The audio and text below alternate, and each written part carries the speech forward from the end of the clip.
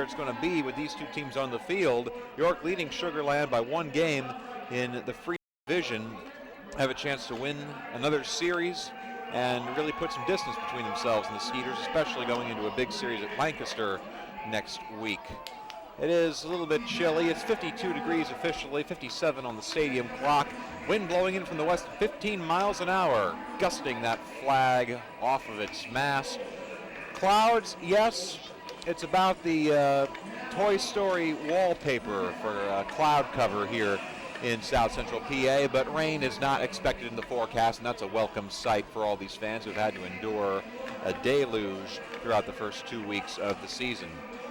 Let's look back on last night's wild affair. The first 2 innings, teams combined for 5 runs and 10 hits. Sugar Land took a 3-2 lead. Things really started getting interesting in the 5th. York batting around, sending 10 men to the plate. End up scoring 5 runs, including 3 on a bases-clearing double by Brian Pounds off the left center wall. Sugar Land responded with 5 of their own in the top of the 6th inning. A 3-run homer by Kent Mathis, who's now the league RBI leader. The exclamation point in that one, if you don't count a couple of ejections, another exclamation point. That was more of a stars for expletives, if you want to go with characters there.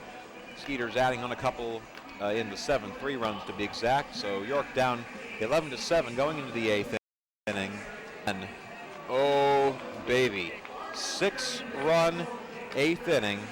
2-run triple by Andres Perez, single by Joel Guzman to play to run. Brian Pounds, a 2-run homer, a line shot over the arch nemesis in left, and then Salvador Peniagua with the insurance run.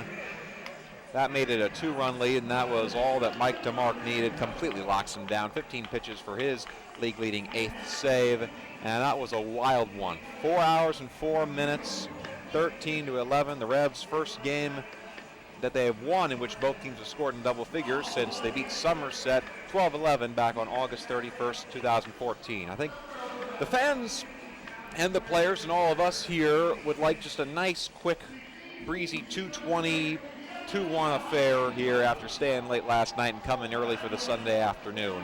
And these are the pitchers who we hope will get us there. For the Revs, a late scratch. Micah Owings is out of the starting lineup. Mike McClendon will get the nod to start. He is working on just 3 days rest after getting a no decision on Wednesday night against New Britain. Allowed 4 runs, 3 of them earned in 4 1/3 innings. This will be his first start of the year against Sugar Land, looking for his first win. He's 0-1 with a 5.03 ERA in 4 prior starts. Ian Marshall getting the nod for Sugar Land as scheduled. He is 0-2 with an 8.04 ERA in his previous 4 starts. No decision against Bridgeport back on May 10th. 1 earned run in 5 innings of work, so the Skeeters can't get it done for him on what was his best start of the season. Rebs are familiar with Marshall. They saw him on Friday night, April 29th here at Peoples Bank Park. Tagged him for 6 runs, 3 of them earned in 4 2/3 innings in York's 9-1 win. All right, we're going to go to a commercial break. When we come back, I have a chance to sit down and interview Telvin Nash, the Atlantic League's home run leader. And then later on the manager's report, brought to you by Broadway Transmission, Darryl goes in the clubhouse and talks to Mace. All that and more on this fine radio program. You're listening to the WOYK Revs pregame show.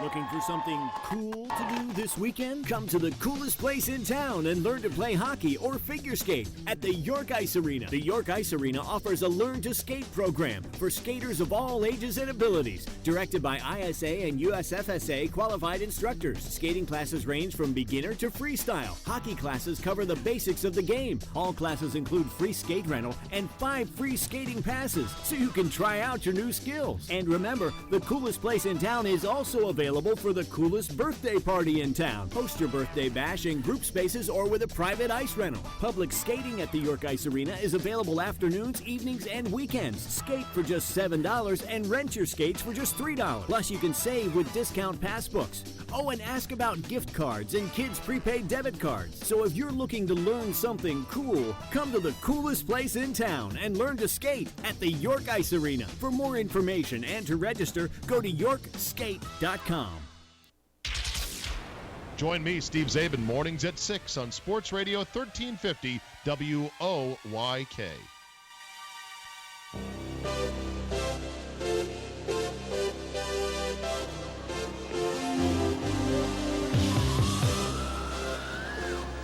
back in the WOYK Revs pregame show. Appropriate bump, Van Halen's jump. We've got the ex-Pogo guys, the Pogo Stick men, who are here in the ballpark today, and they'll be jumping all over the place throughout the afternoon.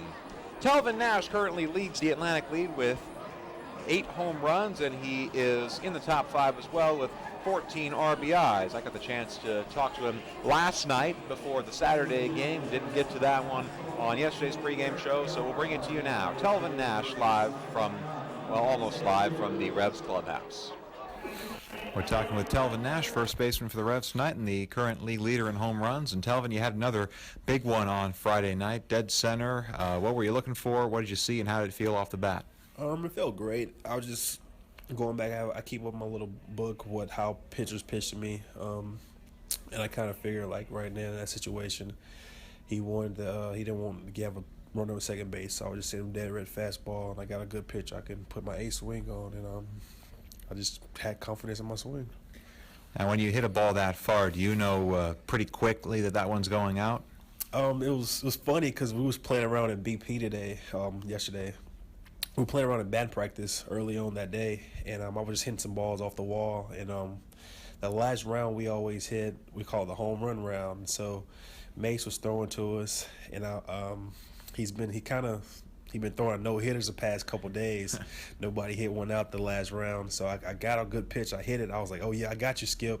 And it hit the top of the wall.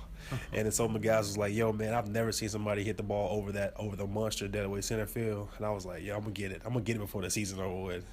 And coincidence, it happened my third at bat. That was pretty quick here. What else do you think you can do, and you can do within 3 at-bats there? Anything can happen in baseball, man. So you just got to have a good mindset, clear mind going to the plate. Just still have confidence in yourself and don't get down on yourself. You might be 0 for 3, or you might be 2 for 2 going into your third at bat. So you just never know with baseball. You just got to be positive, think positive, and stay positive. You haven't been putting up a lot of offers so far this season at Peoples Bank Park. Have you ever felt as home at a ballpark as you have here? It's throughout my career, I've always hit well at home because I can come home, come in, get my routine in, whether to do my cage work, BP, and just feel comfortable about going into the game. So I love hitting home, no matter what league I'm in or where I'm at. Home is home. Like that's the home field advantage. So you're able to go in and work on the things you are not able to work on the road. So I love hitting at home. Yeah, and you've really boosted your batting average, not just the home runs here at home. What sort of adjustments have you made coming back and fixing the swing to get the average up, not just the homers? To be honest, I really don't look at the numbers, my average, and I just feel like at the end of the year the numbers will be there. One thing, Polanco and I, we just work. We work. I get here early before everybody. I leave late, so it's just the work you put in, the results come out about it. And for me, I've been around. I'm young, but I've been around the game for a while, so I actually know my swing. I know what I need to work on and how to go about working on them. And like I said again, on the road, you're not able to work on those because you're always on somebody else's time. Here is my routine. I get here when I want to get here, which is early. Polanco understands that, so we get here, we work, put a cage work in.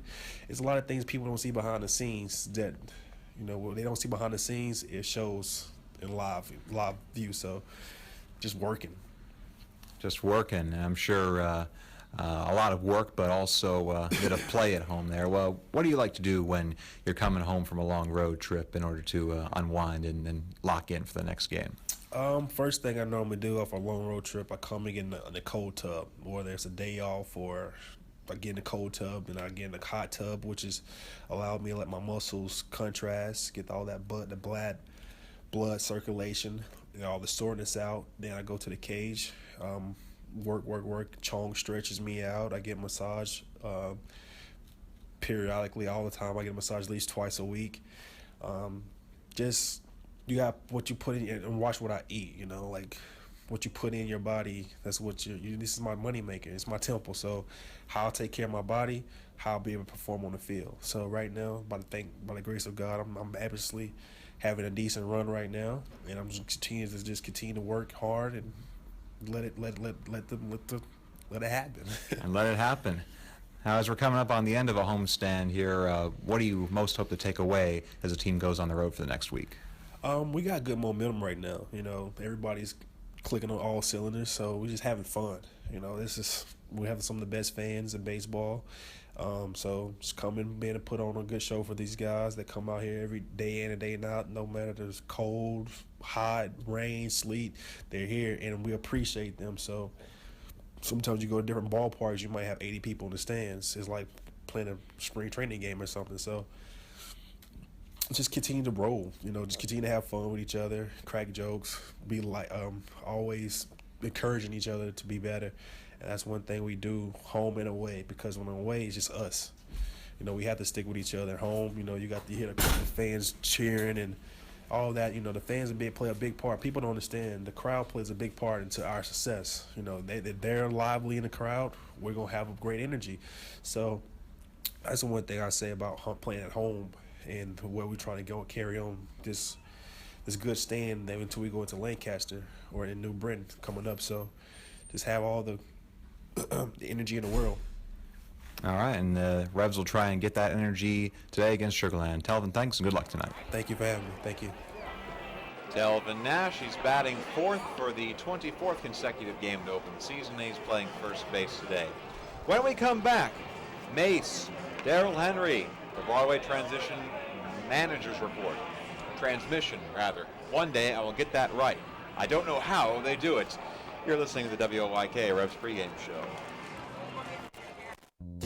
Get into the ball game with great savings and great weekly specials at your Sure Save neighborhood markets. Use your gold card every time you shop, and you automatically receive savings and rewards. And get incredible deals on the new Best Yet brand products at Saubel's Markets, Wetzel's Market, and also at Nell's Market Fresh Foods. Always a hit and always great savings. Hi, this is Dan Patrick. Join me weekday mornings at 9 on Sports Radio 1350 WOYK.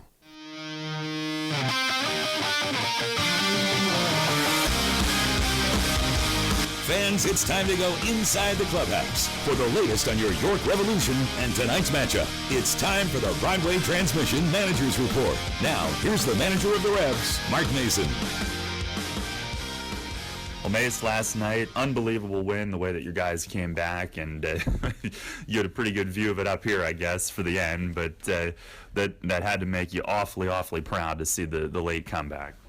It really did, and hats off to the guys, and Fletch and Polo did a great job of keeping everybody reined in for the most part. But the guys, it was a testament to them that they just kept battling all the way, and we were able to come up with some big hits at the end. Do you feel like you have a team that sometimes just needs a little something and then they pounce, and in the case of last night, it was the hit by pitch that got the whole thing started? Yeah, I really don't know. That seemed to get them a little bit fired up for whatever reason. I was watching it on TV up here because I wasn't able to make the whole game last night. But anyways, I really didn't think that there was anything intentional about that. I think that their guy was trying to go inside on a lot of our hitters, and so I didn't think there was anything intentional to that. But whatever it takes sometimes to get yourself fired up and motivated, whatever works, that's a good thing. Did the game become emotional for your guys, and was it like getting all of that frustration out from the middle innings in that eighth inning? Probably. You would have to ask them about that. I think it was just a question of competing, and we kept competing and battling, and and we were able to square some balls up there in the eighth inning, and so I just think the guys figured, what, we're out here, we're just going to play until it's over, and let's see what happens. We didn't throw in the towel, which is easy to do when you when you give up some leads, and when you get further behind late in the game and it's cold and all those things. So that just goes to show, I think, the resiliency of the guys we have here, and the competitiveness and that type of thing. So it was good to watch. I wish I'd have rather been in the dugout, but I wasn't. But it was good. It was fun to watch. And when the guys came in last night, you have a confidence level that that kind of goes, hey, no matter how far we're down, we still have a chance, and that's a good thing to have inside.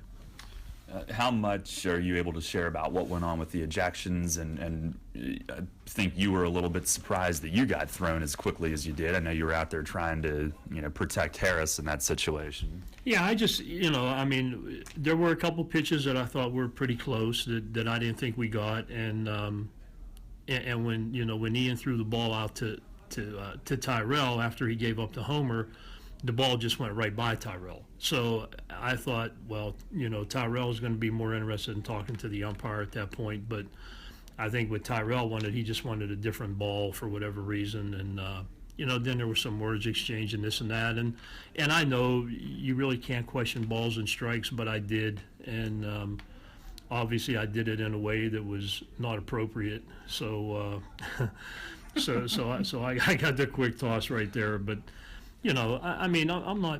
I'm not blaming anybody for that. It's just I'm trying to protect my player in that situation, and I'm not trying to get ejected from the game. But that happened, and that was yesterday, and today's a new day. Now, you did lift Simmons in the middle of the game, the outfielder that is. Everything okay with him? Yeah, he's been battling. He's been battling a little bit of a head cold, and he wasn't feeling very good when we got to the middle of the game yesterday. And he just came to me and he's like, Mace, is it okay if I take myself out? I'm not feeling that great. So yeah, we got him out of there, and and Rocket stepped in and did a great job. Came up with a big hit in the first at bat where he was in for Simmons. He got an RBI there, and. And so we have guys that can step in and play a lot of different places. That's one of the things I like about our club, and so James, I'm going to keep him out again today, and it's pretty nasty out there. So we'll give him another day, and hopefully he'll be good for tomorrow. Pre-game, what did you think of the way that they put together the ceremony for Therm last night? No, I thought it was well done. I thought the video tributes that were up there from the former teammates, I thought that was a good touch as well. It was a pleasure for me to be able to say some things there. Corey and I spent a lot of time together, with me as his pitching coach and manager. So and we saw each other a lot in the off season too, with the lesson business and the academy and those kind of things. So. I was glad that I was able to say some things, and well deserved on his part. So he should be proud, and we're all happy for him. Lastly, you've got McClendon today coming back a little bit short. Is that something that he wanted to do after the start on Wednesday night? Well, I think it's just a combination of where we are in our pitching staff right now. We have some guys that are kind of battling some little aches and pains, and we want to try to get those smoothed out before we try to force a guy out there. So so Max said he would take the ball today, and I don't know how long I'm going to keep him out there, but we'll at least let him start the game. And I think I have about 6 or 8 bullpen guys that we can go to. The key is not to try to blow everybody up so we have some people for the rest of the week, because we don't have a day off until next Monday. So we want to be able to have a full arsenal in the other games, but we'll do what we'll try to do whatever the game unfolds, and basically the way the game goes a lot of times plays the hand for you as far as what you're going to do, especially with your bullpen. The biggest part of managing a team is your bullpen and how you use them and when you can use them and who you can use, who's up, who's down, and those kind of things. Who can give you one inning, who can give you multiple innings, and then when you get them in the game, you just hope they can do the job and keep life simple for everybody. All right, Mace, thanks a lot. Good luck here today. Yeah, thank you. All right, bringing the national anthem. It's a string quintet.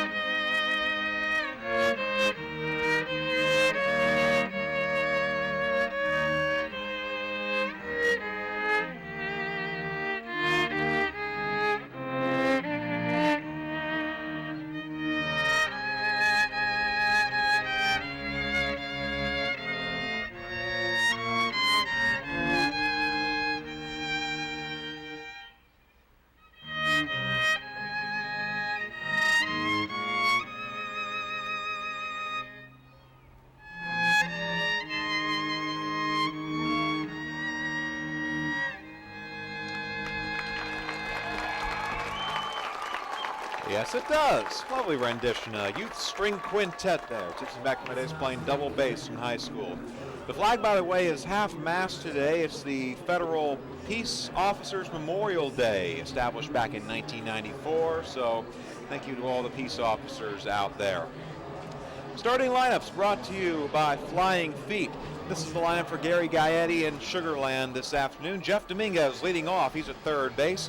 Rene Tassoni back in the lineup. He's the right fielder batting second. Delwyn Young, the man who drove in 4 runs yesterday, batting third, playing second base. Kent Mathis also drove in 4 runs. He's batting cleanup as a center fielder. Jeremy Barfield out in left field. Johan Lamonta at first. Andy LaRoche, his first look at the series. He's a DH and he's batting seventh. Rick Haig at short. And then Wilfredo Rodriguez in place of Travis Scott behind the dish. He's batting ninth. Again, the pitcher for Sugar Land is Ian Marshall. For the Revs, Jason Repko leading off. He's in right field, getting plunked in the back. Sparked that 6-run eighth for York last night. Isaias Tejeda in the midst of an 8-game hitting streak, batting second once again. He's in left field tonight. Andres Perez over at second base. Delvin Nash at first. Joel Guzman getting the day off from the field. He's a DH and batting fifth.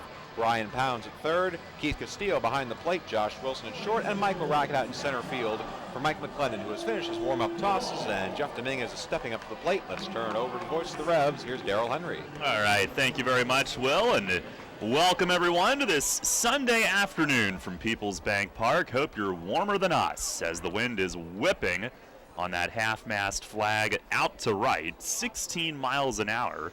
And listed at 52 degrees on a mostly cloudy day. It feels like 47, according to the National Weather Service. Jeff Dominguez to lead off our Dasher Investment Services first pitch from McClendon right down the middle. It's a called strike, and we are underway. 1:04 is our start time today. Revs going for another series win as McClendon deals in a swing and a fly ball in shallow left. Tejeda coming in. It's going to plop right between Tejeda and Josh Wilson heading out from short. A bloop hit for Dominguez to start the game, who comes in tied for 4th in the league in hitting at .338. He is a tough out, to say the least. Sugar Land in their all-charcoal uniforms today, top and bottom. So that's neat, and the Revs are in their home whites. And Rene Tassoni will stand in next. 5 games played. He's 7 for 16, hitting .438. Pitch from McClendon is on the outside corner for strike one. Another robust batting average for the Skeeters at the top of the order, although not a lot of action for Tassoni, his 6th game played here today. Dominguez the lead, McClendon the pitch. It is on the outside black, and he's ahead 0-2. Our plate ump today is David Shirk. First base ump Tim McCaffrey, third base ump Ian Kelly, and our heartfelt best wishes to them on a good luck here this afternoon. Here's the stretch, and Tassoni asks for time and backs out. McClendon back on short rest, 0-1 with a .503 earned run average. Still looking for his first win, and we'll see how long he's able to go here this afternoon. Here's the stretch from the righty. 0-2, and a slider breaks down low. Actually, that was the curveball, I believe.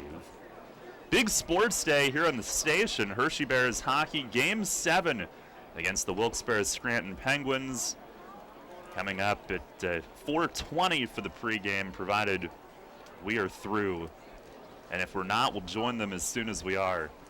Here's the stretch, and the 1-2, and a swing and a foul back off the netting.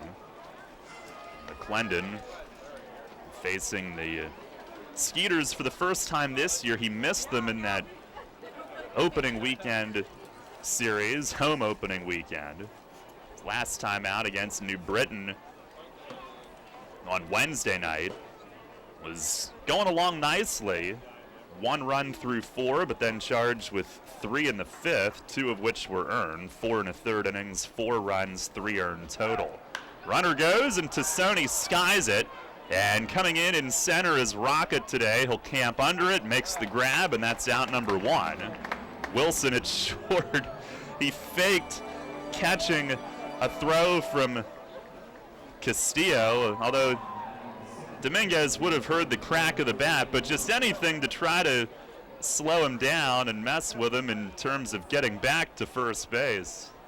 Veteran move from Wilson at short. And a nice read for Rocket, the first wind-affected ball that we've seen this afternoon. Rocket overran it slightly. He had to rock back on his heels, but an easy play for a guy so good out in center. Here's Delwyn Young, who will bat from the left, and McClendon, a cutter that misses in. Young hitting at 300 on the nose. No home runs, 7 driven in. Big night last night, to say the least. He drove in 4, so did Mathis, who's on deck next. And the pitch from McClendon is swung on, hit in the air in right center. Rocket froze to read it. He was playing him right out there. Hardly has to move, and he puts it away. I've noticed twice the last 2 nights Rocket playing hitters to pull. It seems like with how much pitchers pitch away, you don't see the outfield really playing hitters to pull all that much anymore, but he was right where he needed to be and barely had to move in right center, and he was well over in right center. He was astutely prepared by Michael, who was Young's teammate in Sugarland a couple years back. And here's Kent Mathis, who after the big night last night is tied for the league lead in runs batted in. Sun comes out, McClendon delivers, it's a first pitch strike. Tied with Caleb Gindel of Lancaster, who we will see the next 4 nights, 16 RBIs. Mathis with 3 homers, a .238 average, hit his 3rd home run last night, even though he should have been struck out. Runner goes, and he swings here, drives one in right center. The wind may grip this one, back off the wall and in play. Rocket plays the carom, fires it into Pounds. The relay home will be cut off, and a run scores. And Dominguez all the way around from first. It's an RBI double for Mathis, who's got 17 driven in. And a 1-0 first inning lead for Sugarland to start. This has been McClendon's problem, at least at home this season. It's just getting the out pitch, whether it's the 3-strike pitch or the pitch to get him the 3rd out. A lot of innings extended this year for McClendon. Actually, Wilson on the relay. I beg your pardon. Here is Jeremy Barfield, who takes a little bit low. Now a 1-0 first inning lead for the Skeeters. Barfield 9th in the league in hitting at .313. As McClendon sets and deals, and there's a strike. He pours it across. It's definitely a day where you'll want to keep the ball down, and Mathis got that one up in the jet stream, and off it went. And on a normal day, that doesn't get close to the wall, but it hit on the fly halfway up. Here's a fastball and a strike. Good one right on the outside edge, and jumps ahead 1-2. Barfield a ribby in the first inning last night. He's got 12 RBIs, 2 homers. He's also 5th in the league in doubles with 6. 1-2 pitch, a swing at a foul tip off Castillo's face mask and on back.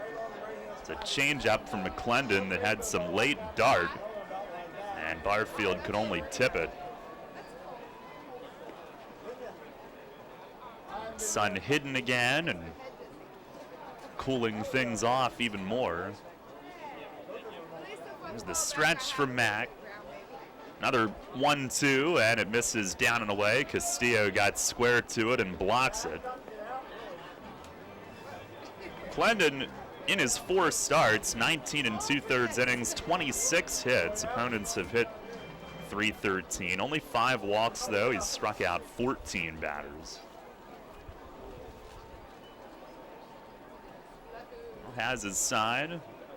They set up in the 2-2. Swinging a jam shot grounder to first. Good pitch. Nash will glove it, take it to the bag to end the inning. Barfield tied up as they went in on him and grounds out to first. 1 run on 2 hits, 1 man left at the end of a half inning. It's the Skeeters 1 and the Revs coming up.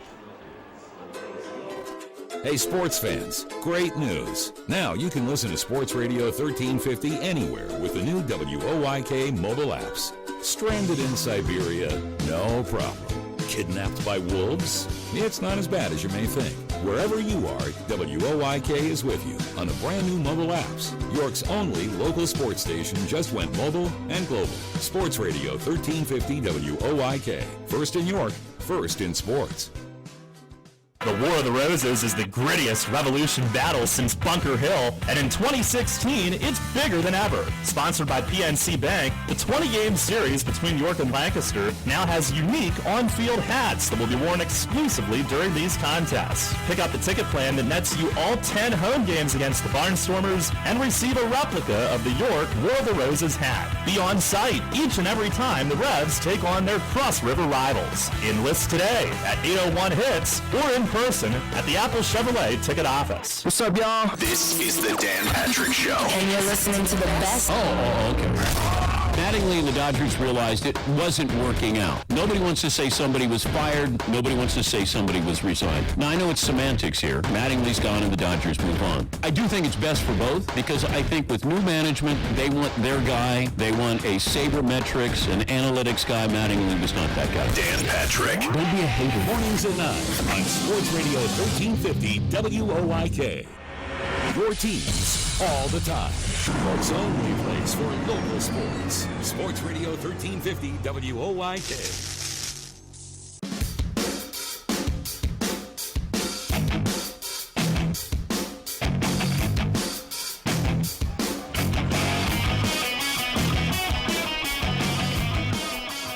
Nothing Sugarland as the Revs come to bat for the first time today, and Jason Repko will lead things off against right-hander Ian Marshall, who's set to make his first pitch on the afternoon, and it's over for a strike on Repko. Rep coming in, hitting .307, 3 homers, 12 driven in. There's the 0-1. And he swings and cranks one to left field toward the big wall. It hits on the fly. Played by Barfield, and even Repko can only get a single on that. He slides back in at first, going halfway towards second, but he starts the day for the Revs offense with a wall ball single halfway up by the Wellspan sign. I don't know how much the wind knocked that one down. Maybe on a different day it gets up and carries better for him, but he'll start it off with the base hit. I don't know if it was going out, but on a day when the wind's not there, he's definitely got 2 bases. That thing is hitting up off the top of the wall, and Barfield's got to scramble to get it. Here's Isaiah Tejeda on the 8-game hitting streak. And Marshall with the pitch. He swings, pops it up. On the first one, the shortstop Haig under it, backing up a couple of steps and makes the catch. 1 away. Tejeda, the 3-hit game last night, is 4th on the 8-game hitting streak. Hitting .545 on the streak, but Marshall gets him on 1 pitch here. And here's Andres Perez, who had another big night last night. A home run short of the cycle. Had a triple to help spur on that 8th inning comeback. One of the big hits that preceded the Pounds homer, which was the difference maker. Pitch to Dre is down low. Enters the day at .264, and he's hit safely in 4 in a row, 8 for 19. Also, in his last 7 games, he's been hot, hitting .375. A 1-0. Ooh, look out, inside for ball 2. By the way, Repko last night found out after the game it actually hit him on the left elbow. That's where he got beamed in the 8th inning. We're screened up here. Looked like the back or the side, but it was the elbow. And right back in there today. He leads from first. Pitch to Dre is upstairs. And Marshall falls behind 3-0.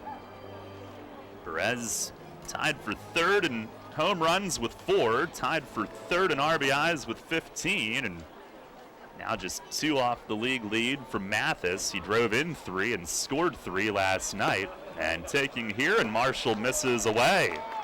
A 4-pitch walk, and the Revs with 1st and 2nd and only 1 out. Down 1-0 here in the first, but looking to answer. And Talvin Nash to the plate next.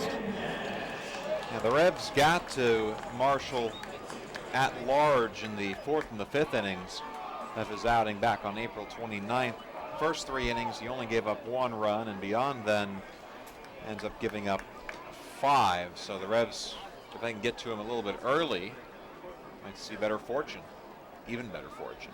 Pitch to Nash, a curveball that floats up and in on him. Well, when we saw him the first time, he was coming off his first start of the season when he gave up 10 in 1 inning. It's going to take all year to lower the ERA. Pitch to Nash is low, and it's 2-0. Nash last night lost his 12-game home hitting streak. Batted .400 with 6 homers the first 12 home games. Overall at .259. 2-0. And that's down and in. 7 straight have missed. Talvin with an error at first base last night as well, snapping his long streak. He blames me for it, so yeah, I think I'll avoid him for a couple of days. Saw him in the locker room earlier, and he's like, nope, you go, get out of here. Sun coming out as he takes, and Marshall pours a strike over. Only at 84, though. Yeah, it happened once to me last year, too. It was an 8-game streak, or close to it, that I cost him. Here's a rip, and what's the call? They didn't make one. Who's going to make the call? And they call it foul as Repko was halfway home, and I think they got it right, but nobody called it. And confusion abound again as Nash was all over it and smoked it. Just missed the line. It would have been maybe 2 runs, depending on what would happen in the corner, but he'll come back to the plate with a 3-2 count. By the way, that's a 15-game errorless streak that Nash had cost yesterday. Not an 8, a 15-gamer.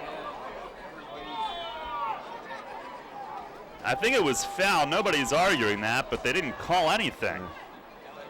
Here's the 3-2, and it's down and away. Back-to-back walks. So Nash will take another one of those, his 17th, which ranks 2nd in the league. And the bases loaded for Joel Guzman. Wilfredo Rodriguez, their catcher, will head out and visit with Marshall.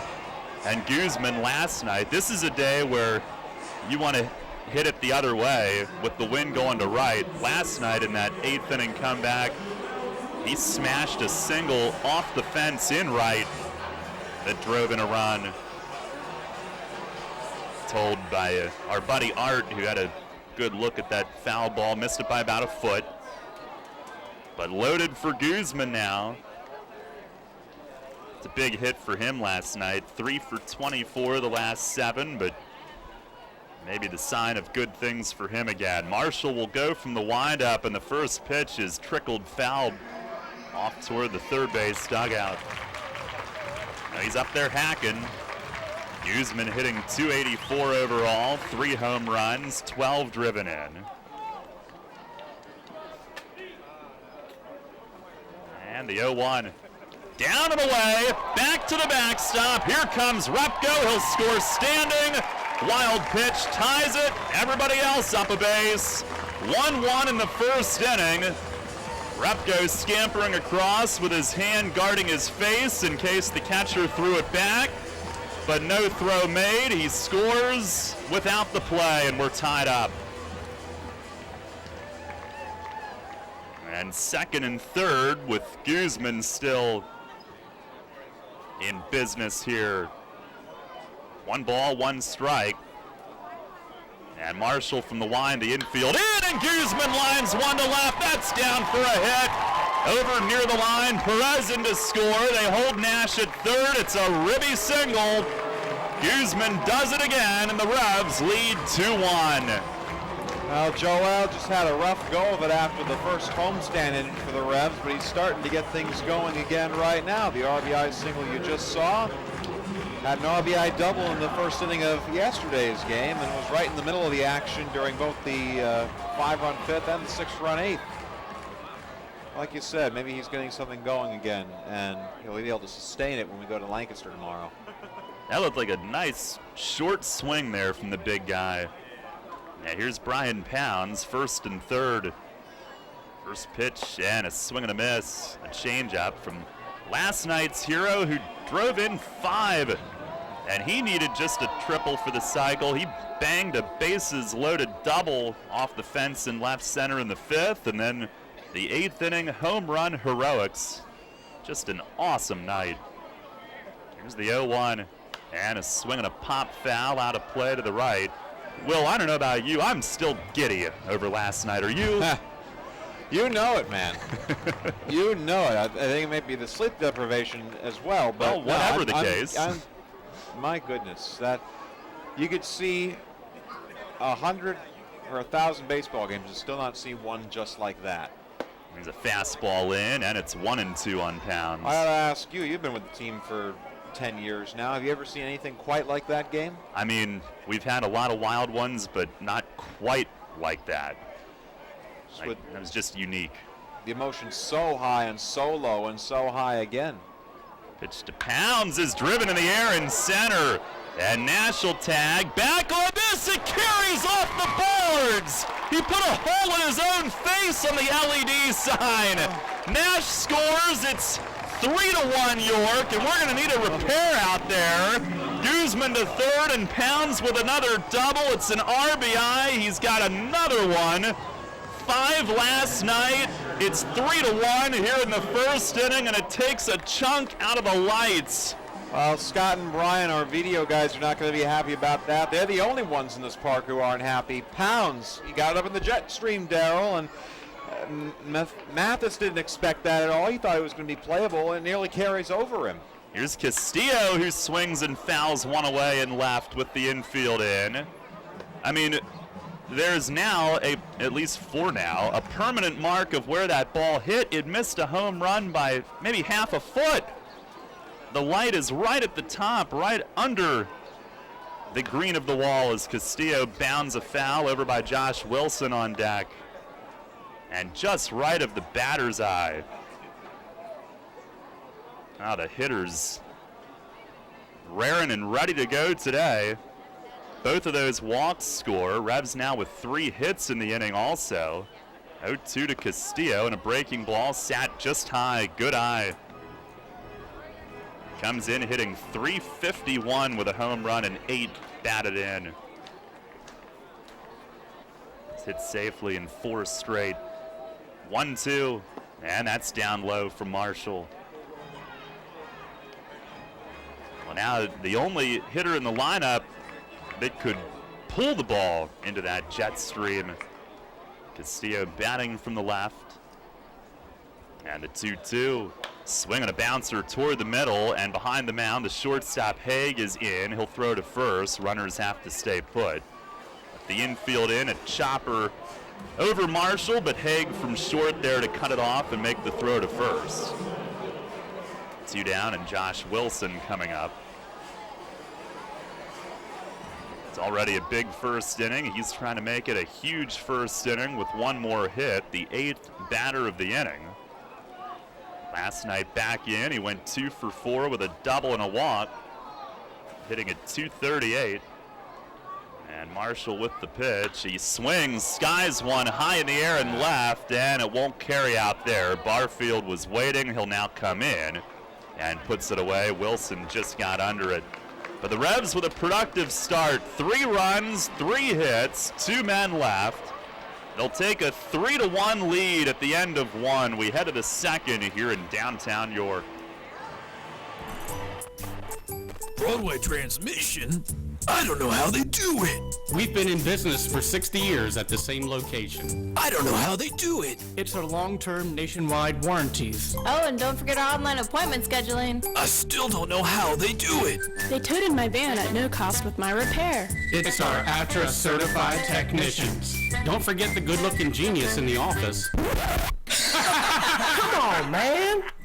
I know they helped me with financing. Still, with my bad credit, I don't know how they do it. I did my research and felt comfortable that Broadway is a AAA approved specialty repair shop. I showed my AAA card and saved some hard-earned cash. I was happy to get a $100 rebate in the mail after the job was done. I sure don't know how they do it, but I do know they get it done, and they get it done right. Broadway Transmission. We'll get your shift together and back on the road fast. Check us out on the web at BroadwayTrans.com or stop in and see how it's done.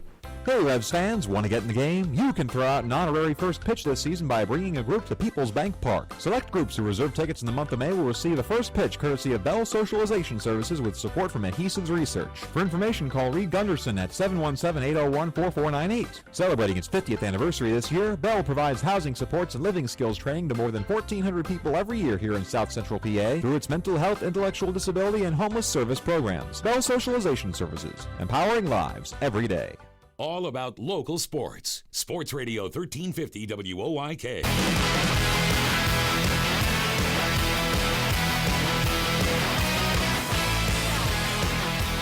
Top of the second, 3-1. The Revs lead it as McClendon starts off former teammate Johan Lamonta down low for ball one.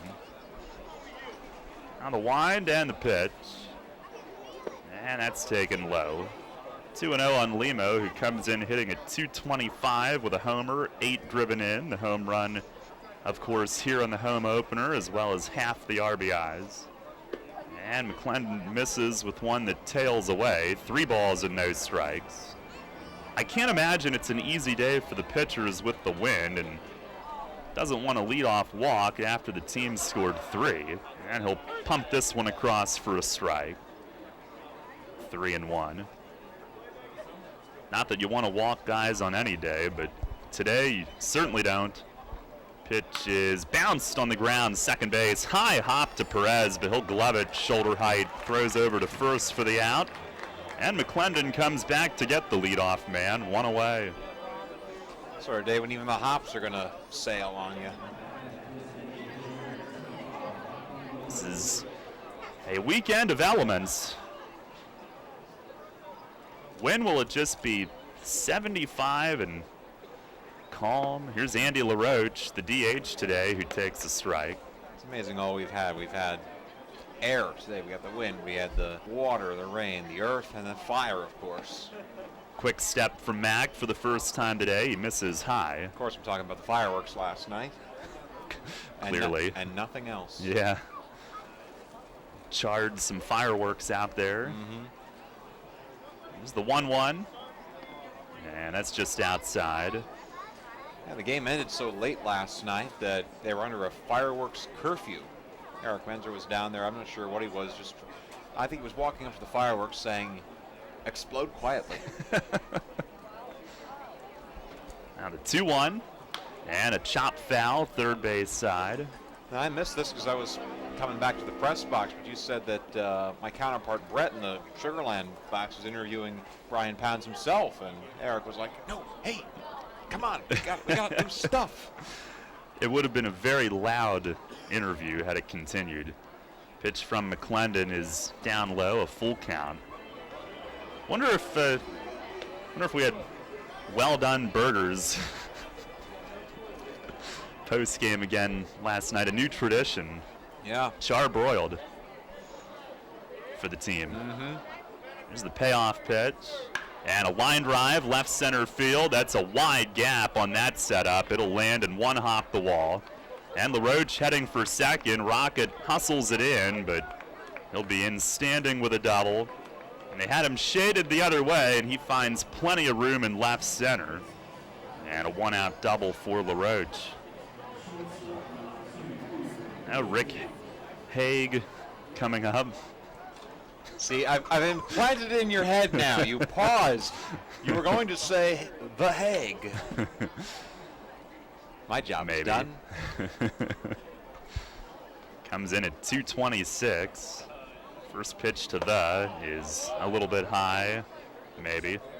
1 ball and no strikes. Is the Hague like a good travel destination? I don't know much about it. I think it's where the World Court is. Like the International Court of Justice is located there, part of the UN. 1-0, and that's over for a strike from McClendon.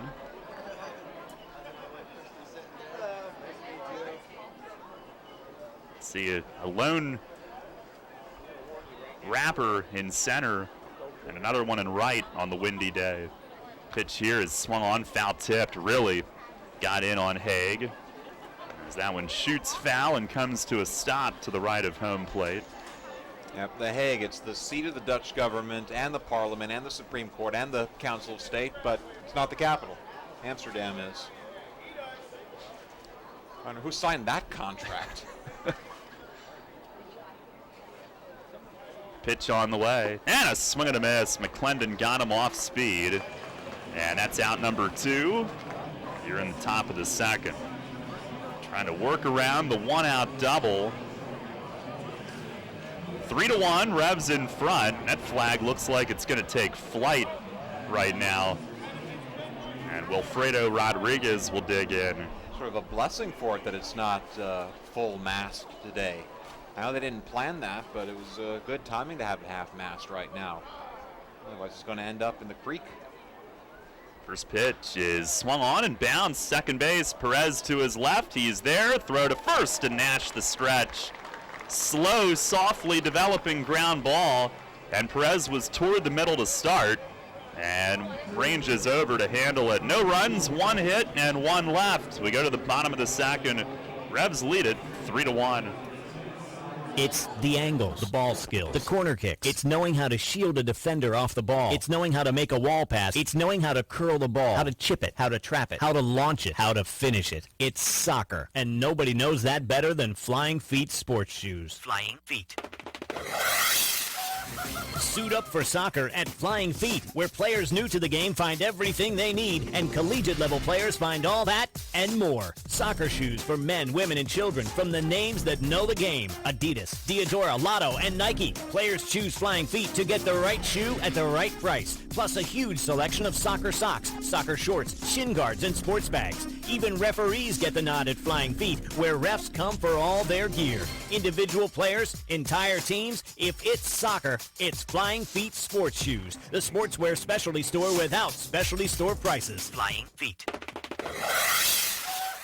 1511 Mount Rose Avenue, just off exit 18 of I-83, next to Battery Warehouse. Hi, this is Tom Dasher, president of Tom Dasher Investment Services. I specialize in retirement planning and strategies to meet individual personal goals. Whether you are looking for wealth accumulation or to maximize your retirement income. Oh, heck, this is sounding just like another commercial. Hey, listen, it's this simple. We use risk-free investment vehicles, whether you are looking to still build wealth accumulation or you want retirement income or a combination of both. It is all about getting your money parked in the place that will benefit you the most. If you want to do that, call me. My office number is 246-3879, or my mobile is 487-2096, or contact me at my new website at tomdasher.com. For local sports on your smartphone, search WOIK at the App Store.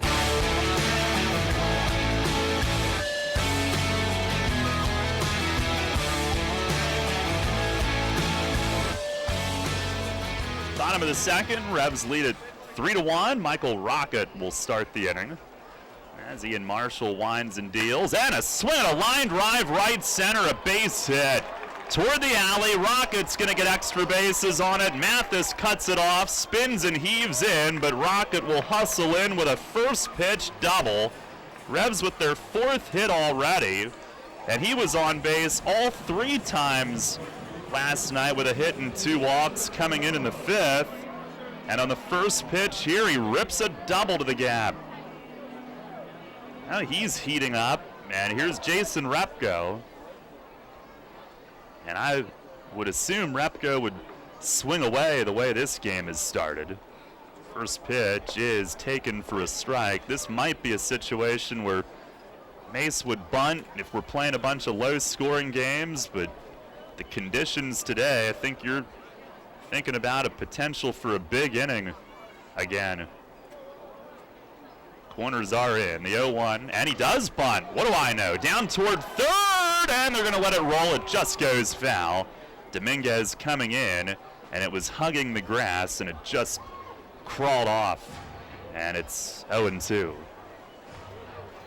Repko singled off the arch nemesis in the first, starting the 3-run first inning. Now he'll try to come through and be productive with 2 strikes.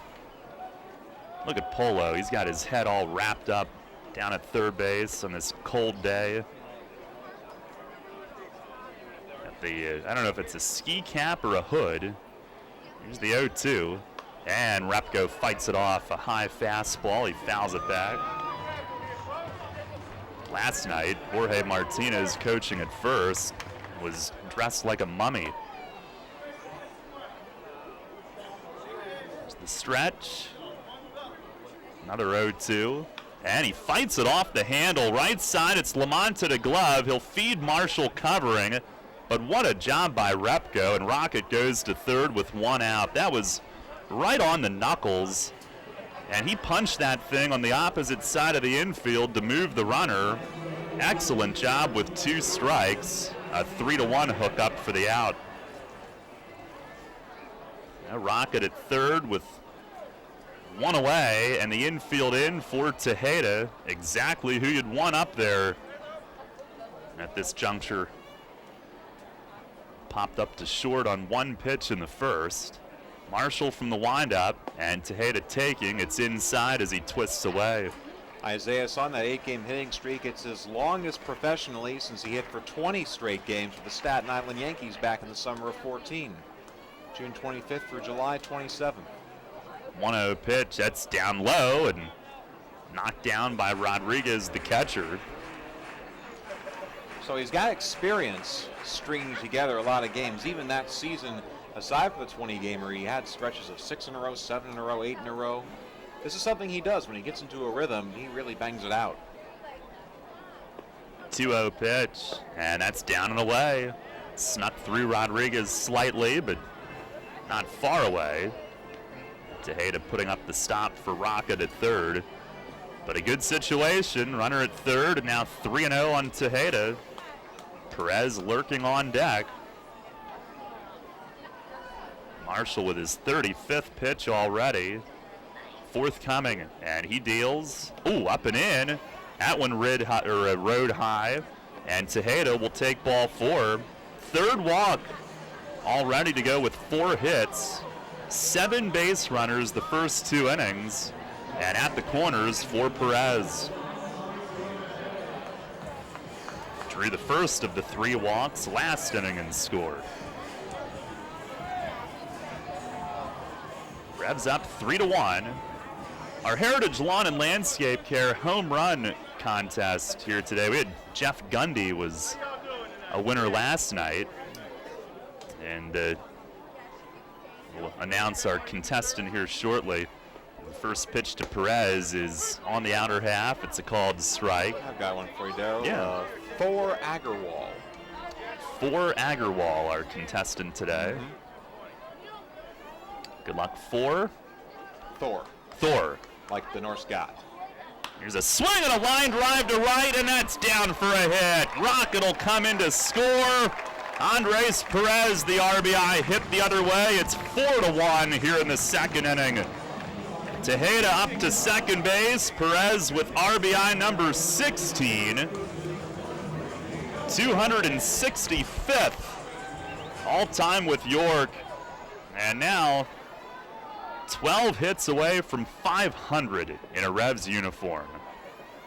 11 hits now, actually. Sorry, Daryl. Yeah. Typo. Here's Talvin Nash. He swings and misses first pitch. I'll never let the facts get in the way. Have a good story. There you go. Yeah. Not just that, he's now only 14 hits away from 1,000 for his career. Total. Milestone year already developing. Pitch to Nash is swung on and missed. And it's no balls and 2 strikes.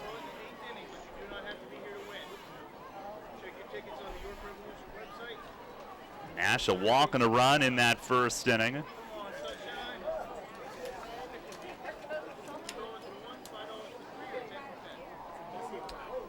Now the 0-2, and that misses down low, a changeup.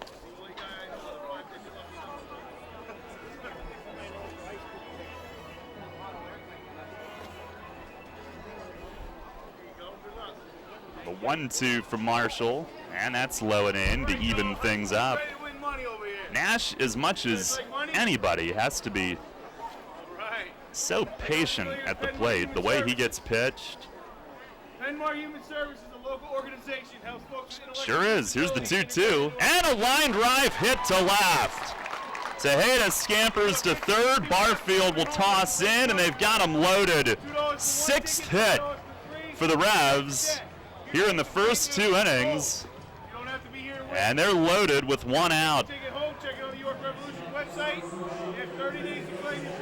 Meanwhile, an infomercial taking place in front of the diamond deck. Sugarland with a right-hander getting up in the bullpen. Will, I don't think your prospects with Talbot for a future interview are looking good right now. No. Right back in the hit column today. Well, it's happened to me. Here's Joel, who swings and misses on a changeup. We interview because we care. Because we're the media, darn it, and we need a story. Or just to fill time. Pitch to Guzman, a swing and a line drive, base hit left center. Tejeda scores, sending Perez. Barfield the throw way off line. And now Nash hustling for third, and the throw from Rodriguez will get him for the 2nd out. But 2 more runs score. It's a 6-1 lead here in the bottom of the 2nd. And Joel with 3 RBIs the first 2 innings. And 4 RBIs in his last 3 innings of offense at the plate, going back to last night. 3 straight hits for him. Yeah, I think he's back. That's good to see. Here's Brian Pounds, who doesn't have his face on the board at the moment, but if he did, there'd be a hole in it. And he swings and misses on a fastball, and it's his fault, as his RBI double in the first took a chunk out of his forehead on the LED board in right center. And everybody else, for that matter, the rest of the day. 6-1 the lead. Here's the stretch, the pitch. It's down and away. Guzman, the lone runner, is still on with 2 outs. They're having fun, and it's tough to fault aggressive play. Nash saw that throw going up the first base line, and not a bad idea. It really took a great recovery from Rodriguez, who had to slide over toward it. The pitch to Pounds, and a swing and a pop foul, back and out of play. The Revs, by the way, here at home, they've hit .304. They've averaged just over 6 runs a game, and they're up to .270 as a team overall hitting, which ranks 3rd, and that was a long climb after a slow start that first road trip.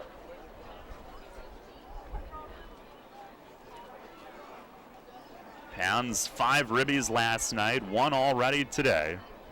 Here's the stretch and the 1-2. And a ground ball at third base. Clean hop for Dominguez, who will toss it over to second to end the inning. But the Revs with a field goal each of the first 2 frames today. They pound out 3 more runs on 4 more hits here in the 2nd. 1 runner left. We'll go to the 3rd. It's York 6, Sugarland 1. The more we help the ones in need, the more progress our community will make. By focusing on quality education, income opportunities, and basic health care, all of York County can have access to the building blocks of a good quality of life. Together we can load the bases for our community and hit a home run. Give generously to the 2016 United Way Community Fund. Find out more and give now at unitedway-york.org. Money and business are essential to the strength of a community. So is cheering and celebration and music and fun. That's why York Revolution games, concerts, youth sports, special events, and more happen at a place called People's Bank Park. People's Bank has been serving York County for more than 150 years. Always cheering, always celebrating, always committed to the things that make York County great. And to you having a great time at People's Bank Park. People's Bank, member FDIC, equal housing lender. Ross Brothers Barbecue is serving up the hits every Saturday night this season at People's Bank Park. Stop by Arch Street Eats on the third base corner and load up on delicious, fresh-made local barbecue. All of Ross' sauces and sides are made from scratch daily. All meats are smoked for an authentic barbecue done right. Ross Brothers also offers drive-through, dine-in, and carry-out from the restaurant at 3096 Carlisle Road in Dover, as well as delivery and full-service catering. Ross Brothers can cater any sized event from fundraisers to graduation parties to weddings. Ross Brothers Barbecue every Saturday night at People's Bank Park. your teams all the time. York's only place for local sports. Sports Radio 1350 WOYK.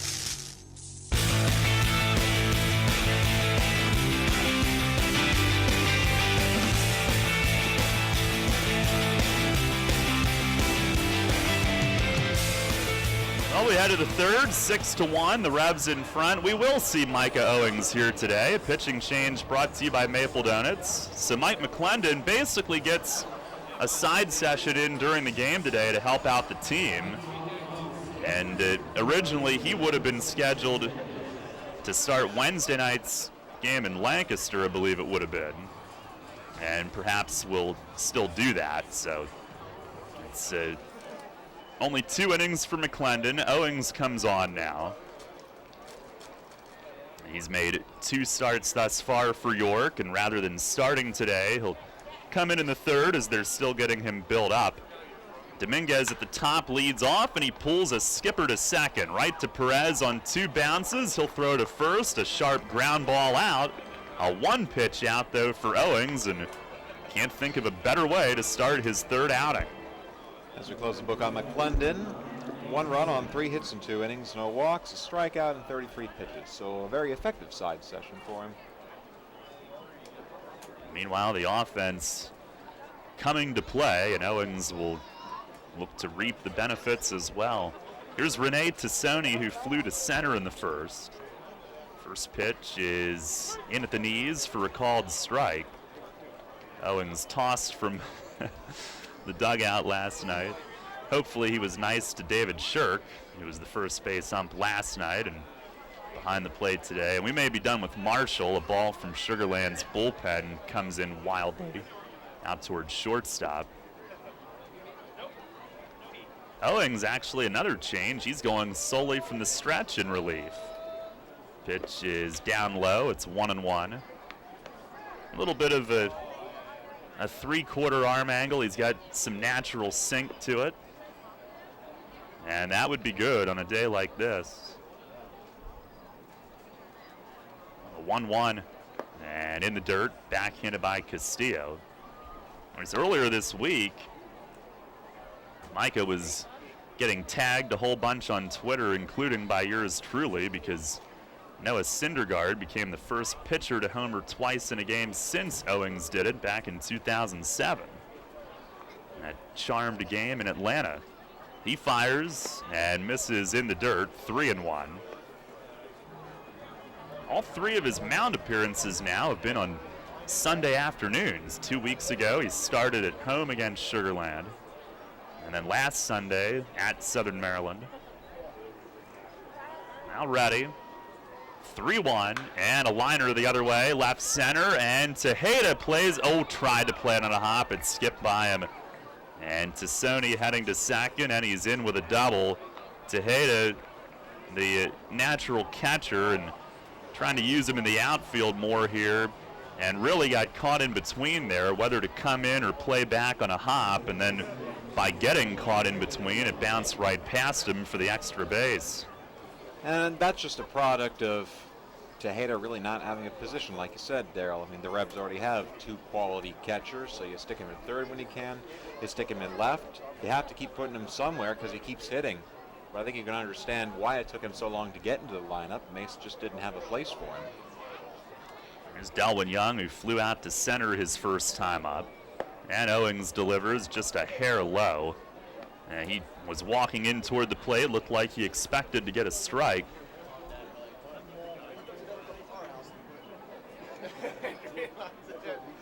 Revs a 6-1 lead here in the third inning. The 1-0, and a fastball just inside, and Owings, his frustration seeming to grow a little bit. Another close one.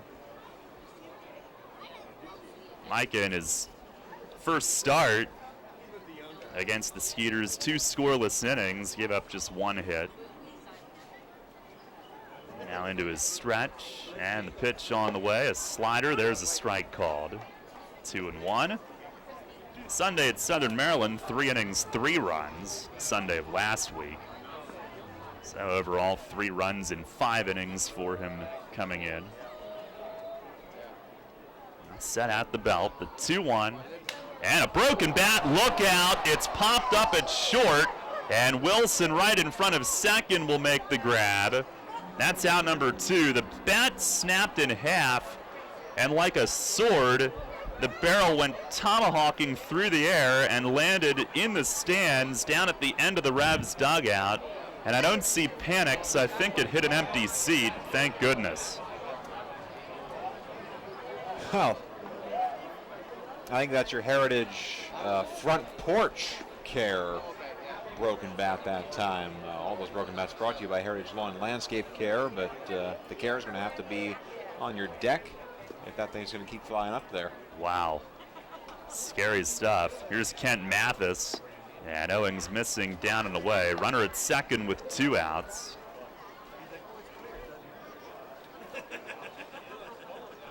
Six to 1 York, third inning. Mathis drove in Sugarland's 1 on a first inning double. And Owings with the pitch. And a swing and a line drive hit hard in left. Tejeda's going to have to play it off the manual scoreboard. Around to score is Tassoni. He'll throw to second and hold Mathis to a single. And he's driven in both for Sugarland. Leads the league now with 18 runs batted in. And it's 6-2. And it ended up being low on the wall. I don't know if there's any chance Tejeda could have gone after it and gotten the glove up to get close to it. It hit under the manual scoreboard. And here's Barfield. He swings first pitch, skies it high and deep. How far will it carry? Rocket back, so's Repko. Repko's got room. It somehow stays in the park. With this wind today in deep right center, he catches it on the warning track to end the inning. Sugarland scores a run on 2 hits, 1 runner left. Revs lead 6-2 as we head to the home third. Take it from me, guys. You want to make life happier? Your wife wants a nicer lawn. The kind of lawn you see on Home & Gardens and Martha Stewart. Here's a hint. You're not alone. Call your pals at Heritage Lawn and Landscape Care. They've got a way with lush lawns that the ladies like. And as you know, happy wifey, happy hubby. Winky face. Heritage Lawn and Landscape Care. World-class care right in your backyard. 717-292-9994. Wednesdays are the worst. I've got to get the kids to school in time to get to work, then it's just one long day of meetings. But hey, at least I don't have to worry about making dinner. Kids eat free with People's Bank. Save money at every Wednesday home game. So now when the Revs are in town, I just pull into a People's Bank, pick up that week's coupon, and dinner is done. Revolution Wednesdays? Awesome. Revolution! Thanks to People's Bank, kids eat free at every Wednesday home game. No need to be a People's Bank customer. Just pick up your coupon at any People's Bank branch and do dinner at People's Bank Park. 1 coupon per child per game. Listen up, people. This is the Rich Eisen Show. He's a professional. And I did tweet out on 4th and 19, go blue. Irvin took a picture of me in the NFL Game Day morning meeting room celebrating, and I stupidly looked at his phone and did it. And he tweets it out what Rich Eisen was like when he thought You Miss Football won. I can't show you what it was like when they did not win. Do friends do that to friends? No. The Rich Eisen Show. Weekdays at noon on Sports Radio 1350 WOYK. York Sports on your mobile device or online at WOYK1350.com.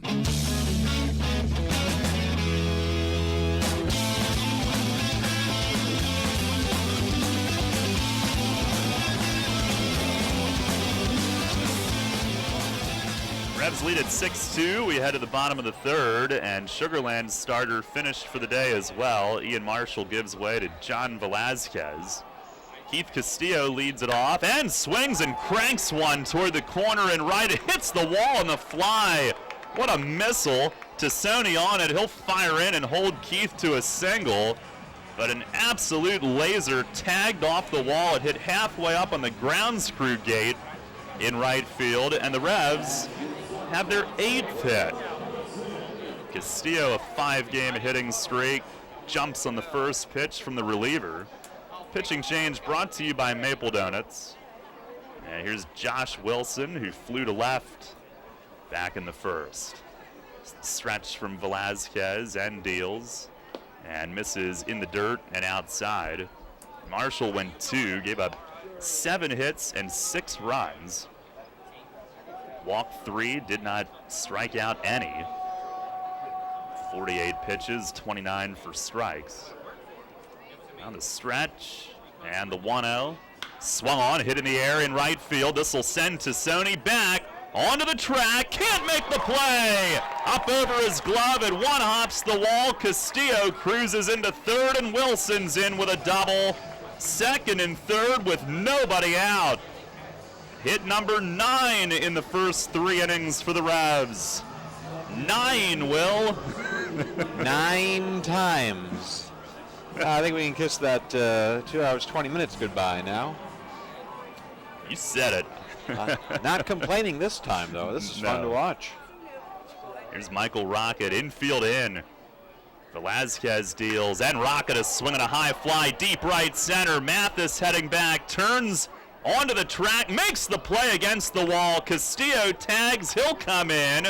Wilson hustles to third. It's a sac fly for Michael Rocket. 7-2, just like that, another run put up, the extra point, as Rocket drives in another one this weekend. Mathis started back in deep center, then had to scamper sideways into right center, and catches it with his hands going up against the padding. Now Rocket just missing his first homer, but a sac fly, and here's Repko with the infield still in. First pitch is down low. Fun to watch indeed. Repko 1 for 2, a single off the nemesis in the first and a run. The 1-0 inside, it hit him again. Come on. Guy is a magnet, and he'll take his base again. First and third. What in the world? He's got to get sick of that at some point. But he wears it like a champ. He has for his whole career. And here's Isaias Tejeda. I don't know if anybody for the Revs has been hit as often as Repko has since the days of Scott Grimes, who has a record that I hope for everybody else's sake will never be broken. That's Repko's 5th hit by pitch of the year. Only Michael Jones of Somerset has more with 6. Pitch to Tejeda in the dirt, and a run-saving stop by Rodriguez for the moment. Tejeda pop up, a walk and a run, still looking to extend that hitting streak today. Coming in at 8. Revs up 7-2. They've scored in each of the first 3 innings. Now trying to make it multiple runs in each of the first 3 as Tejeda asks for time and walks out. 13-11 win last night. They're, well, more in a moment as Velazquez misses low. That's a ball. Their highest scoring game in terms of both teams in double figures, and the first time they've won a game when allowing double figures since a 12-11 win over Somerset, August 31st, 2014. Pitch to Tejeda is swung on, skied to right. Tassoni moving toward the line. He'll settle under it. It's plenty deep enough. Wilson will tag from third. Here he comes. Throw goes to second. Tejeda with the sac fly. Wilson scores. It's 8-2. As Isaias claps his hands together, he got it airborne and plenty deep enough in right. And multiple runs indeed for the offense each of the first 3 innings here today.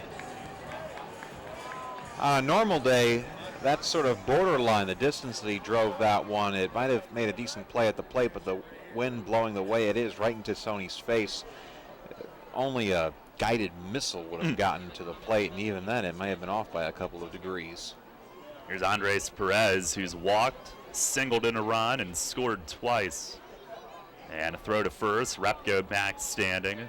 He's the lone base runner out there now with 2 down. A pair of sac flies in the inning for the Revs, who tie a baseball record. You can't have 3. Here's the pitch. And that misses up high for ball 1. It's records all over the place. By the way, the 404 last night, their longest 9-inning game since 2013. Another note from last night. Here's a swing and a miss. Velazquez took a little off. Also a wild one against Sugar Land. 11-9, I think, was the final of that one. A loss, however. Oh, yeah. Well, most of them have been against the Skeeters, honestly. There's a pitch up high. It's 2-1. Velazquez in 9 games, 1-0, a 4.50 ERA, 10 innings, 5 runs, 9 hits, 3 walks, and 8 Ks. On a pitch, and a swing and a fly ball hit deep in center. Mathis moving back on it, over into left center and onto the track. He's got room. If it was in right center, it'd have been way out. Perez has it caught in deep left center to end the inning. But the Revs add 2 more on 2 hits. 1 runner left. We'll go to the 4th. Will DeBoer with the play-by-play. Revs lead it 8-2. Smith, Mayer & Little is a holistic wealth management group with one product, advice. We aim to simplify our clients' lives, help them retire comfortably, and build lasting legacies for their families and the causes they care about. Our purpose is simple, to make a meaningful difference in the lives of our clients, our community, and the world in which we live with the advice we provide. Smith, Mayer & Little, a wealth of knowledge about wealth. We make our living by making a difference. Visit us at financialjava.com. Janney Montgomery Scott LLC, member NYSE, FINRA, and SIPC. What's more fun and exciting than playing Pennsylvania Millions with top prizes of $1 million? Winning on the spot. Woohoo! I won! So if you can't wait to win, then don't wait to play. Pennsylvania Millions from the Pennsylvania Lottery for a chance to win up to $1 million on the spot. The Pennsylvania Lottery. Keep on scratching. Players must be 18 or older. Please play responsibly. Benefits older Pennsylvanians every day.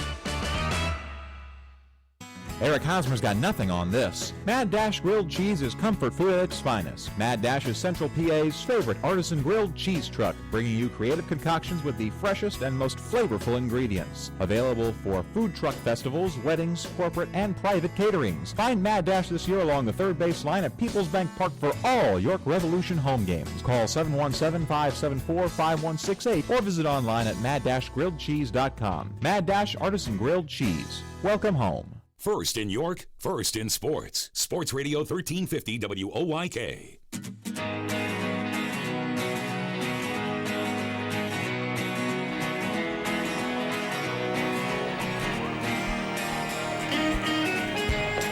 Top of the 4th from Peoples Bank Park, and let's pause 10 seconds for station ID here on Revs Radio WOYK. First in York, first in sports. Your only local sports station. The new Sports Radio 1350, WOYK, York, Pennsylvania. Will DeBoer with you at Peoples Bank Park. Revs up 8-2. A nice Sunday matinee for the fans here. They've been treated to an offensive powerhouse. And now Micah Owings takes the hill again to face Lamonta, LaRoche, and Haig. And the first pitch to Johan Lamonta is grooved right down George Street for called strike 1. Lamonta, the ex-Rev, ground ball to second his first time up.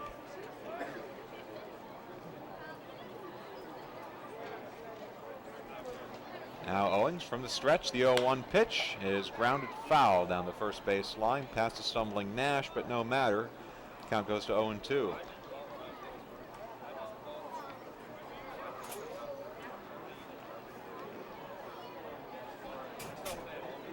Micah Owings, the Gainesville, Georgia native. He makes his home in Dahlonega right now, up in the mountains in North Georgia.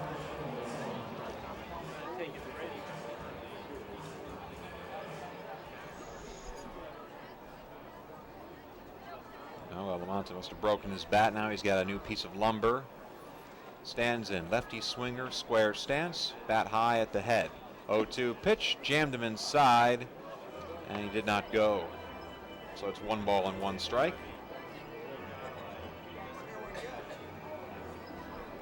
Owings trying to rebound from a rough start in Southern Maryland last Sunday. 3 runs and 3 innings of work, and the Revs lost that game 14-7 as Lamonta fights it off, grounds it foul. Count stays at 1-2.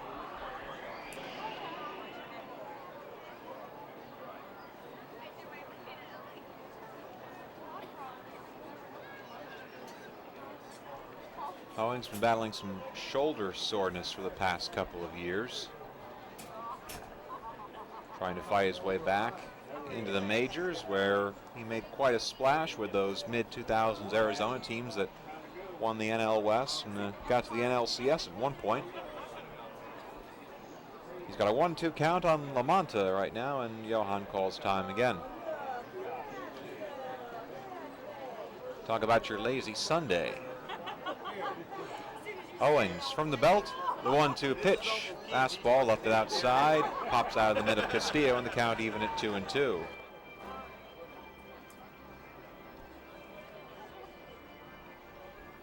Wind still gusting out from the west, that American flag. Well, you might want to take some stock video of it right now, because you could sell that and make quite a bit of money. You can see every single one of the 50 stars. 2-2. Golfed foul and out of play. Off the roof and rolling towards the parking lot, and the count stays at 2-2.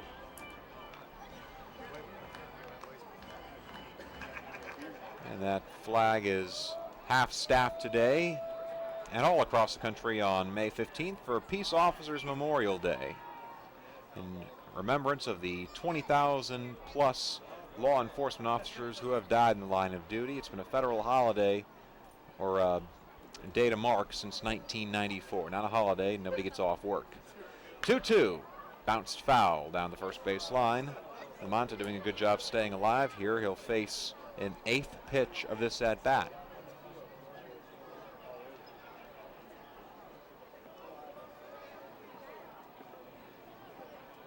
Sun peeking out from behind the clouds right now. Definitely a chill, feels more like October than May, but otherwise a very nice day. There's a swing and a miss at a fastball for strike 3. Got him chasing the high outside corner. First punch out for Micah Owings since the first out of the top of the 4th inning, with the Revs up 8-2. Looks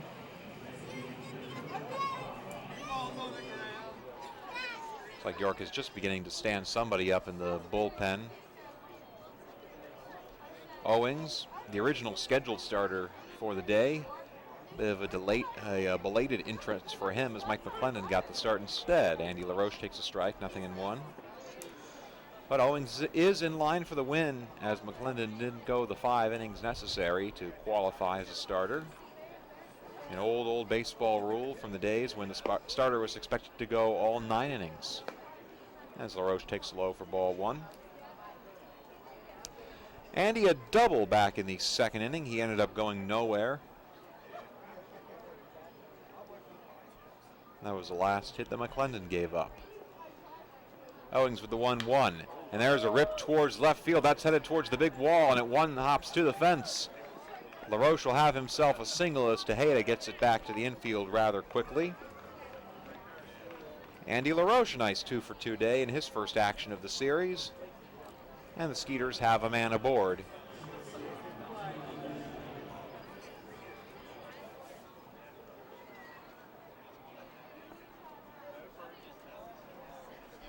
Rick Haig right now sporting the charcoal gray hoodie that's poking out from the slightly off charcoal gray jersey.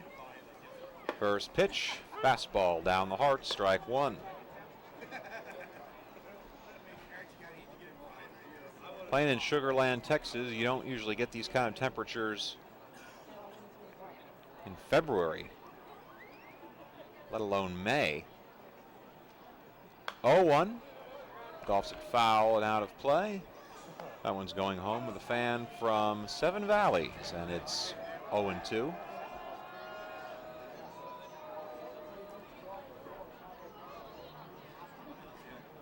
Revs, the traditional home white uniforms with the blue caps, uniforms they've been wearing for the most part at home all season. Now the 0-2 pitch, fastball, he set up outside and missed, and it's 1 ball and 2 strikes.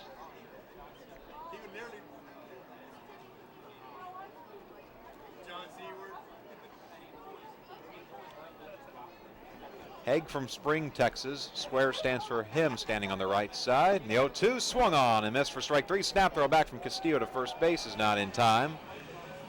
So 2 strikeouts in the inning for Micah Owings. Nearly got himself a strike him out, pick him off double play. But instead, he'll face one more hitter, at least in this frame. That's Wilfredo Rodriguez.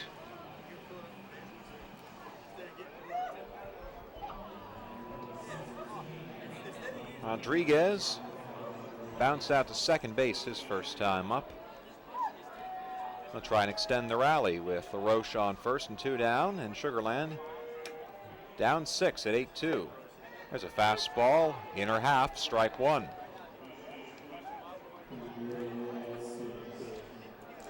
And Wilfredo Rodriguez, he's the breadsticks man, the Little Caesars K man for the day. Didn't get to find out that information his first time up because he swung at the first pitch. So Owings looks the runner back to first base. Breadsticks and Sunday baseball. Could you get much more American? Probably. Don't answer that question. Line shot and foul. Hitting off the top of the fence over section 102. And now with an 0-2 count, Ray Jensen, our PA man,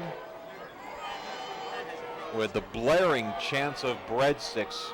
And one thing you know, you can always tell when it's Ray here at Peoples Bank Park. 0-2 pitch, fights it off, skies it out of play down the right side. That one headed towards the train tracks.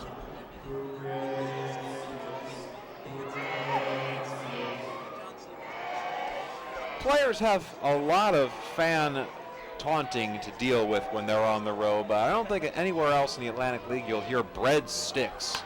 There's a ground ball, shoots under Owens' glove up the middle. Nice backhand by Perez. He flips over to Wilson, who steps on second base.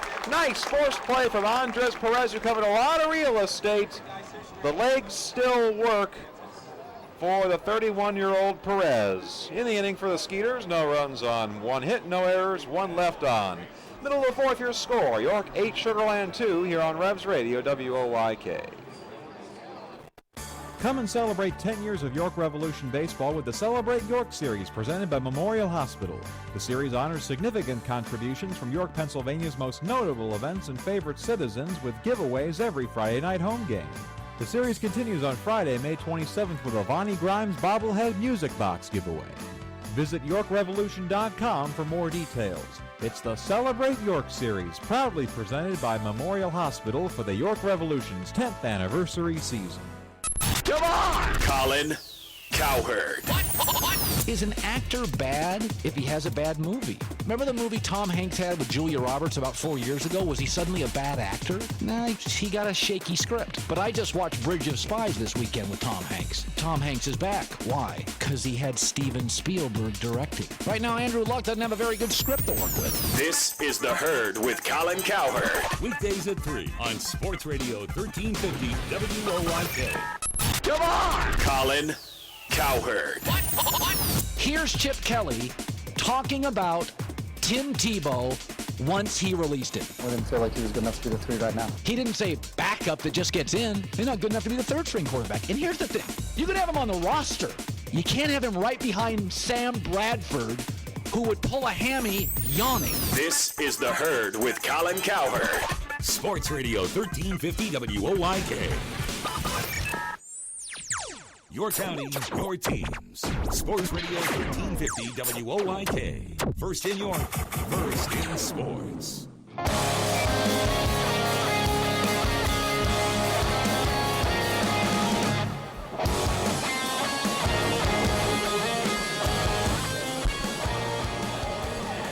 We head to the last of the fourth. Revs nursing, more like fully supporting, an 8-2 lead over the Sugarland Skeeters in the rubber game of this 3-game series. Result holds. York clears Sugarland by 2 games in the Freedom Division, has a chance to take a few more from 3rd place Lancaster. Telvin Nash, followed by Guzman and Pounds, due up in the 4th inning against John Velasquez, who gave up a couple of more runs on sac flies back in the 3rd. First pitch to the big fella is in tight for ball 1. Nash will walk on a run back in the 1st, and he got potentially a new home hitting streak going with a single in the 2nd inning. And he rips one into left field. That's a 2-hit day for Telvin Nash. 2 for 2 with a couple of singles. And Nash is aboard all 3 times.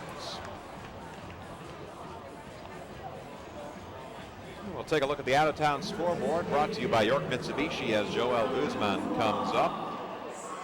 5 games in the Atlantic League on a Sunday afternoon, including 1 doubleheader. That's in New Britain. In the first game of the pair of 7-inning contests, Bees up 2-0 over Bridgeport in the bottom of the second. You can treat that like the bottom of the fourth. And the second game will start approximately 30 minutes after the last. Guzman, a slow roller back to the hill. Not even to the hill, and Velasquez's throw takes Lamont off the bag, but he keeps that right foot aboard.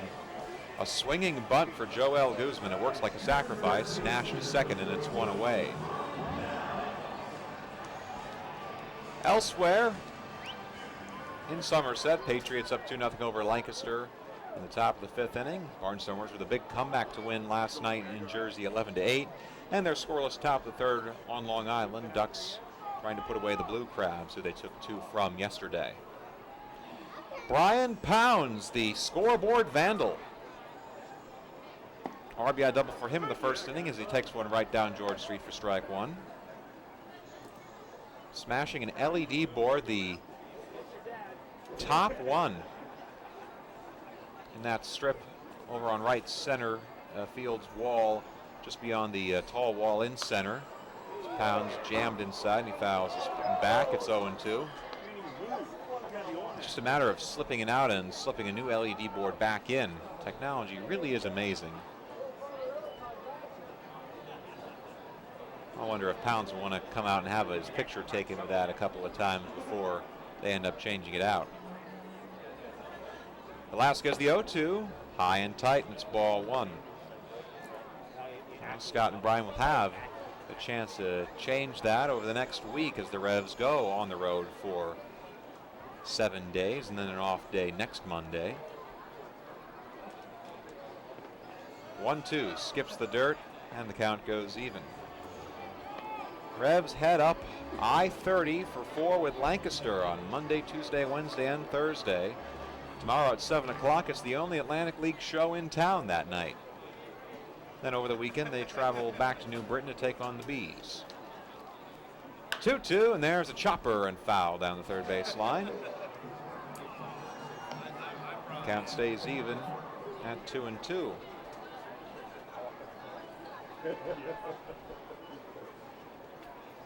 And after the off day next Monday, York comes back home for a week's worth of games during the Memorial Day holiday. First 3 with Southern Maryland, the Tuesday through the Thursday. 2-2 coming to Pounds, taking in, and it's 3 balls and 2 strikes. That Thursday game, May 26th, is an 11 o'clock showcase.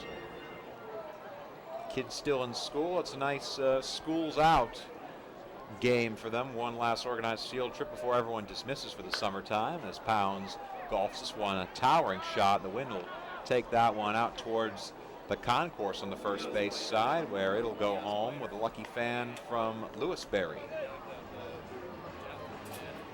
And then Memorial Day weekend, one of the great American holidays, and what better way to spend your Memorial Day than at a baseball game. Somerset Patriots come to town. No word yet on whether they're going to have a couple of runs spotted to them because it is Memorial Day and they are Patriots. But Friday, Saturday, Sunday over Memorial Day weekend, and then Memorial Day that Monday at 5 o'clock. Pounds taking outside, ball 4. Nice fight back by Brian. He reaches, and that puts 2 men on with 1 down for Keith Castillo.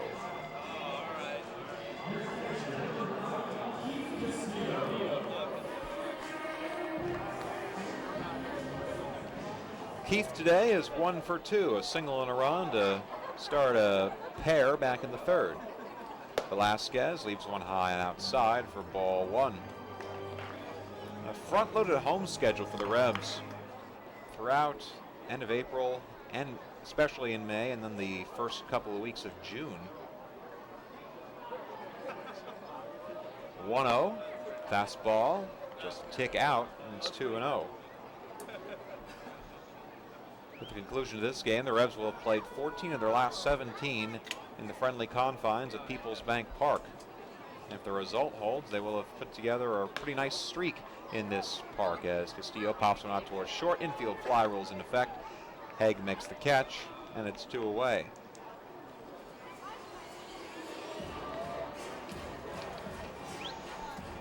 Coming in, the Revs at home were 9-4, and they have a chance to win 10 of their first 14 home games. He will certainly take that. You run up the score at home and you play 500 on the road, which is exactly what they're doing right now, because they're 5-5 away from South Central PA. And you get a first place team. Josh Wilson cracks this one out into right field. Long run for Tassoni in the wind. It stays in. He makes the catch. Side retired. Couple base runners for the Revs, but Velasquez works out of the jam. No runs on one hit, no errors. 2 left on, and at the end of inning number 4, your score, York 8, Sugar Land 2 here on Revs Radio, WOYK. You hear a lot about CPAP masks these days, but here's something you don't hear much about. Over half of the people who wear a CPAP mask for sleep stop wearing it within a year. How's that working for you? Dr. Gordon Bell would like you to hear this. York Dental Sleep Therapy has dental options that can help many of those people. If you or someone you live with is struggling with sleep apnea, visit yorksleep.com and see how Dr. Gordon Bell can help return your home to peaceful nights of deep, restful sleep. If you're groggy during the workday, if you wake up feeling exhausted, if you would like to get your nighttime sleep patterns back to a healthy state, get a confirmation from your doctor, then meet with Dr. Bell at his office on West Market Street in Hallam. He'll evaluate your symptoms and discuss which treatments would best suit your situation. Dr. Bell can restore restful sleep and get you feeling better day and night. York Dental Sleep Therapy. Call 316-1299 or visit yorksleep.com to learn more. Payne doesn't take Sunday off. Neither do we. We're open weekdays 8 to 8 and weekends 9 to 6. Just walk into WellSpan Urgent Orthopedics, 2319 South George Street in York, across from the Apple Hill Health Campus. Visit wellspan.org/urgent orthopedics today. Follow York Sports on your Android. Search Sports Radio 1350 WOYK.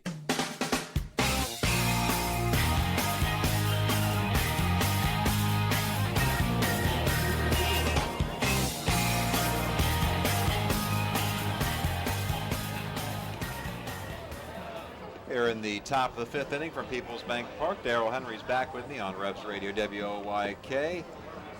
Pretty good Sunday afternoon show for you, Darrell. It's 8-2 York, and Micah Owens is back out for his 3rd inning of work.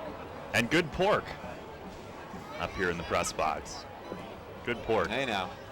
Yes, it is. It is very good. Only the best here in the Peoples Bank Park press box. Rather enjoyable. Now this is good with Micah. You know, I mean, he didn't start today, but still getting the work in. He went 3 last Sunday in that start. He's been pretty effective here today on a day where conditions are not easy, and hopefully he can complete this inning and at least go 3 again. They do have some bullpen action if he needs help. First pitch coming to Jeff Dominguez at the top of the order, and he takes low for ball 1.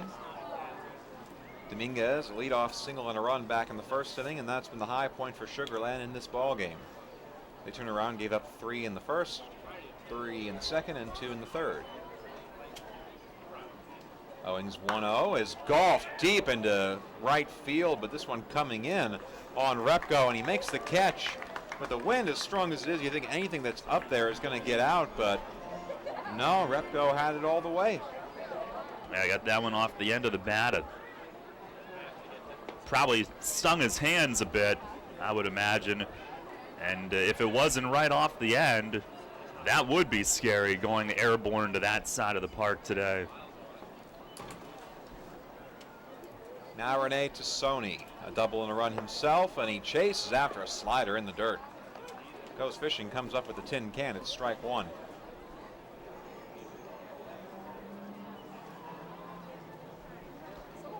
Tassoni, the Canadian national, born in Canada. He takes below the knees for ball 1. The day after Canada Day in 1986, so he's 29 years old, and very nearly he's a Canadian Independence Day baby. Wow. Even in the count 1-1, Owens with the kick and the delivery. And there's a crack into right field. Sounded like he broke his bat a bit. And that'll fall for a base hit. Tassoni is 2 for 3 today. You know why Canada's got their Independence Day on July 1st? I do not. Start of the fiscal new year.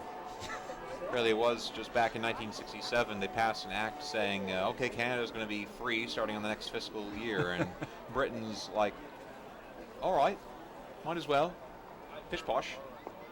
I know when the Blue Jays are home, they wear jerseys with Canada on the nameplate, or at least they used to. I think they still do. They wear those red jerseys matching the maple leaf flag. And they always fill up the Rogers Center. It's really quite a sight to see. Delwyn Young takes low one in for ball one. Young, who made his professional debut back in 2002 with the Great Falls Voyagers, first played full season ball for the South Georgia Waves in the South Atlantic League in 2003. That team located in Columbus, Georgia, as Owings soft tosses over to first base. And another quick peek at your out-of-town scoreboard on York Mitsubishi. Peach Belt Conference Championship game, Columbus State Division II baseball program up 6-3 over Lander University of South Carolina in the top of the fourth of that game. As Young takes inside for ball two. Well, you just don't get updates like that anywhere or everywhere or anywhere else. I think anywhere else is pretty much it. Cougars with a chance to take the double for the year, regular season champs, and if this result holds, tournament champs as well. 2-0 is low for ball three, and Owings has thrown 40 pitches now. We'll see how much longer he has to go. Will, you gave up Cougar baseball to come here. That I did, and a bunch of other sports, but it was totally worth it.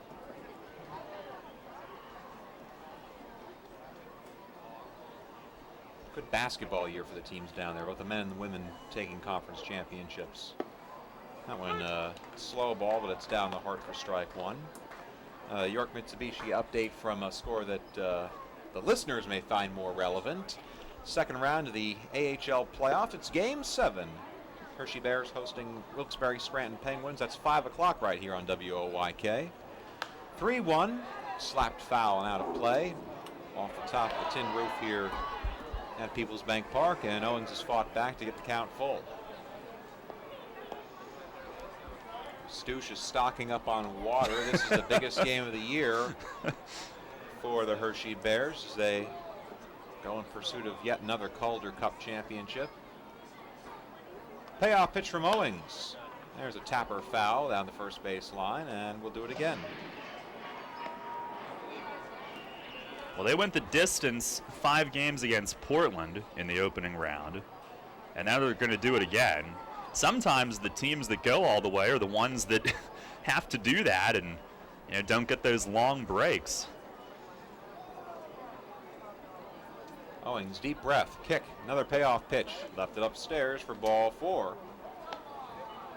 First walk of the game issued by Micah Owings. That puts 2 men aboard with 1 out, and the league's RBI leader, Kent Mathis, trying to add on. He's already given himself 2 on the day. That's 18 on the year to break a tie with Caleb Gindel.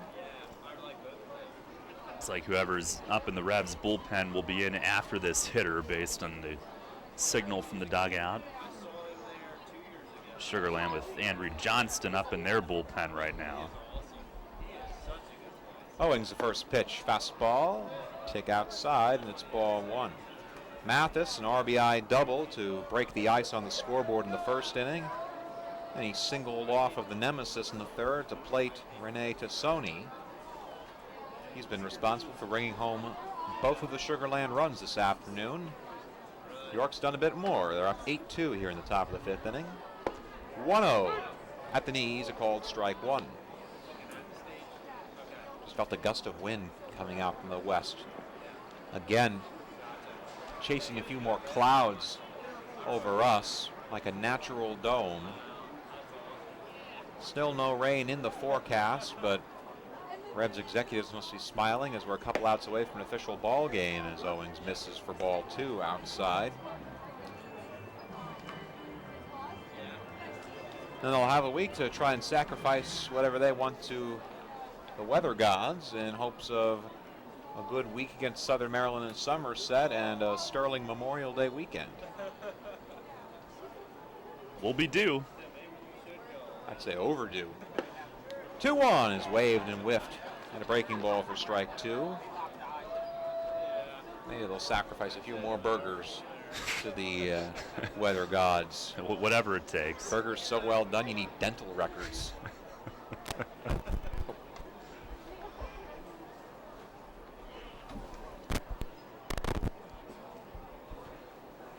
2-2 pitch coming from Owings to Mathis. Mikey with the delivery. Swung on and missed for strike 3. Got him at 88 miles an hour. Outer half. Mathis goes chasing and just chases his tail. Third strikeout for Owings. As Jeremy Barfield comes up, and it looks like Mike is going to get at least one more hitter. Yeah, they just signaled next hitter again. One of those shoot until you miss type of deals. Yeah. Barfield's 0 for 2 today. Ground out and fly out, both to the right side. First pitch, fastball. Left it outside, and it's ball 1. You asked me if I had ever seen a game here like last night. I know for a fact I've never ever seen weather like this to start a season. No doubt about that in our 10 years. Owings gives a check to the runner on second. Now the 1-0 pitch. Cue ball, foul, over towards the on-deck circle of York, and it's 1-1. Well, you saw a month's worth of weather just last night. Yeah. I still kind of go over that imagery. Clear and sunny in right field, and over in left field, it looks like the 4 horsemen are on the way. Man. Within about 20 minutes, we saw all of that. Owings with the 1-1 pitched low and away. 2 balls and 1 strike. York 8 runs on 10 hits. Sugarland 2 runs on 7 hits. An errorless game thus far for both sides.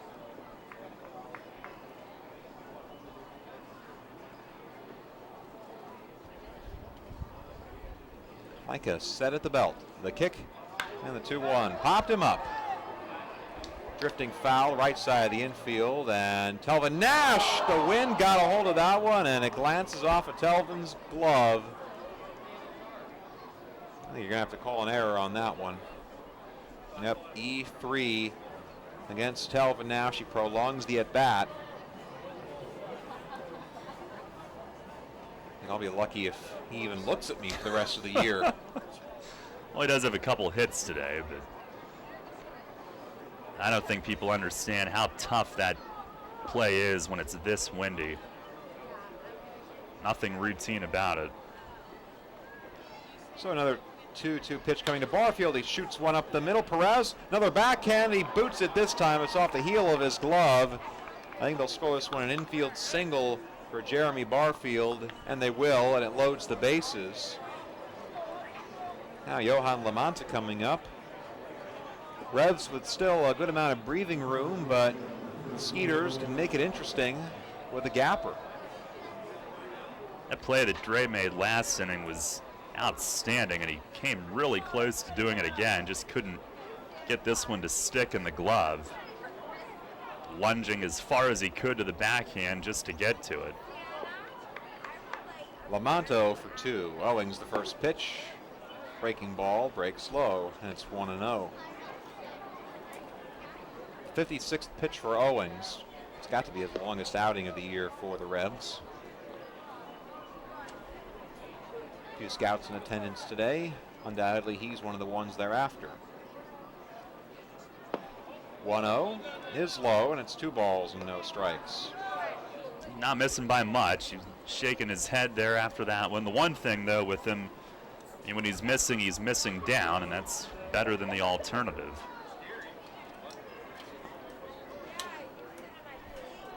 Lamanta. Bat at face level. 2-0. Swinging, and he fouls it back to the screen. I think one thing you can say, consistent strike zone today from David Shirk.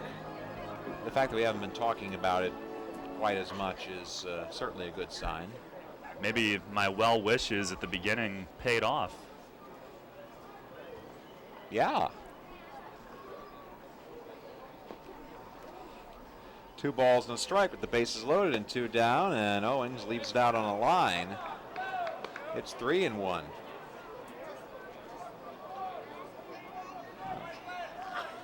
Owings, who mentally might have checked out of this inning with that pop fly that Barfield hit in his last at bat, will have to search in and get what he thinks should be the 4th out. Sony on third, Young on second, Barfield on first with 2 outs. The 3-1 pitch cracks it into center field. Rocket barely has to move for it. Reaches out to make the catch, side retired. Nice job by Micah Owings recovering mentally. 60 pitches for him in 3 innings, and undoubtedly he'll be done after a good day at the office. For the Skeeters, no runs on 1 hit and 1 error, 3 left on. It's an official ball game here at Peoples Bank Park, middle of the 5th, York 8, Sugarland 2, here on Revs Radio, WOYK. Providing quality services efficiently and in a timely manner to its clients is the mission of the law firm of Griffith, Strickler, Lerman, Salamis & Calkins. GSLSC is equipped to handle any real estate transactions, leases, residential and commercial real estate settlements, zoning issues, and all matters involving municipalities. They are also experienced in the formation and operation of family real estate ventures that are tax sensitive to the needs of the investors. Griffith, Strickler, Lerman, Salamis & Calkins is an approved title insurance agency and can provide you with title insurance and legal representation at one low cost when buying a home or investment property. Don't risk any real estate settlement without an experienced real estate attorney from the law firm of Griffith, Strickler, Lerman, Salamis & Calkins at your side. Phone 717-757-7602. They've been handling residential and commercial real estate matters in South Central Pennsylvania for more than 50 years. With mortgage interest rates at an all-time low, now is the time to buy or refinance. Phone 717-757-7602 today or visit their website, gslsc.com. Get into the ball game with great savings and great weekly specials at your Sure Save neighborhood markets. Use your gold card every time you shop and you automatically receive savings and rewards. And get incredible deals on the new Best Yet brand products at Saubel's Markets, Wetzel's Market, and also at Nell's Market Fresh Foods. Always a hit and always great savings. There's only one place for local high school sports. Sports Radio 1350.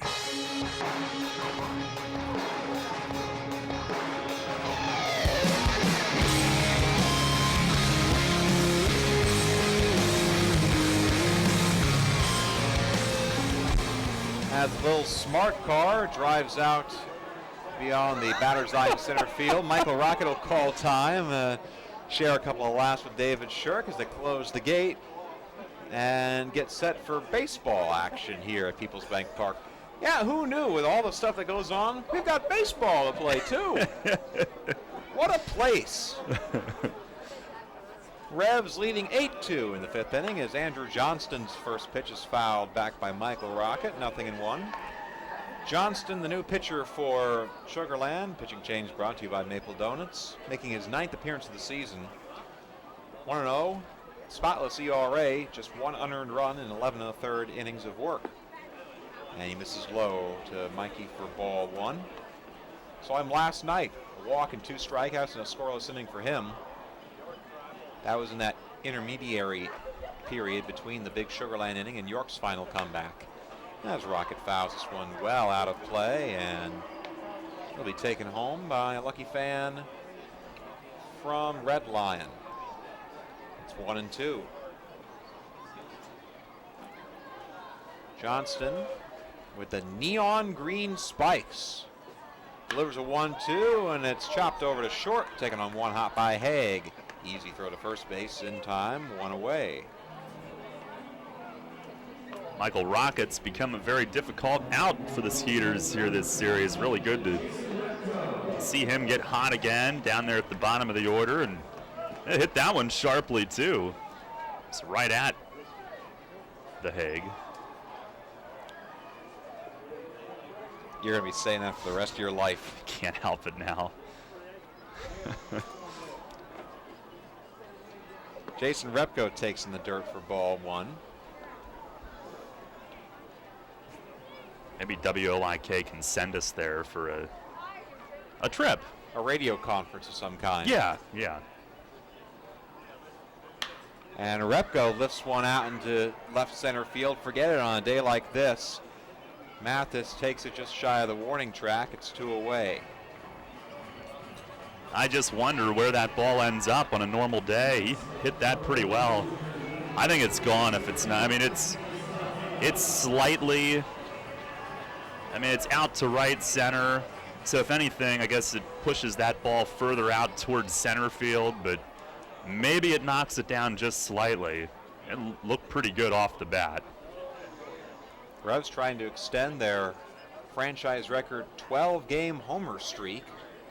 They'll have a tough task today with a majority of right-handers up against that wind as Isaiah Tejeda takes outside for ball one.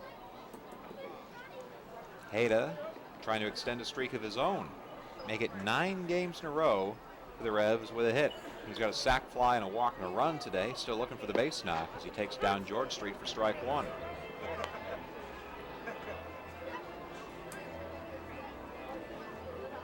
Tejeda, a cast-off from the Yankees organization, spent his entire pro career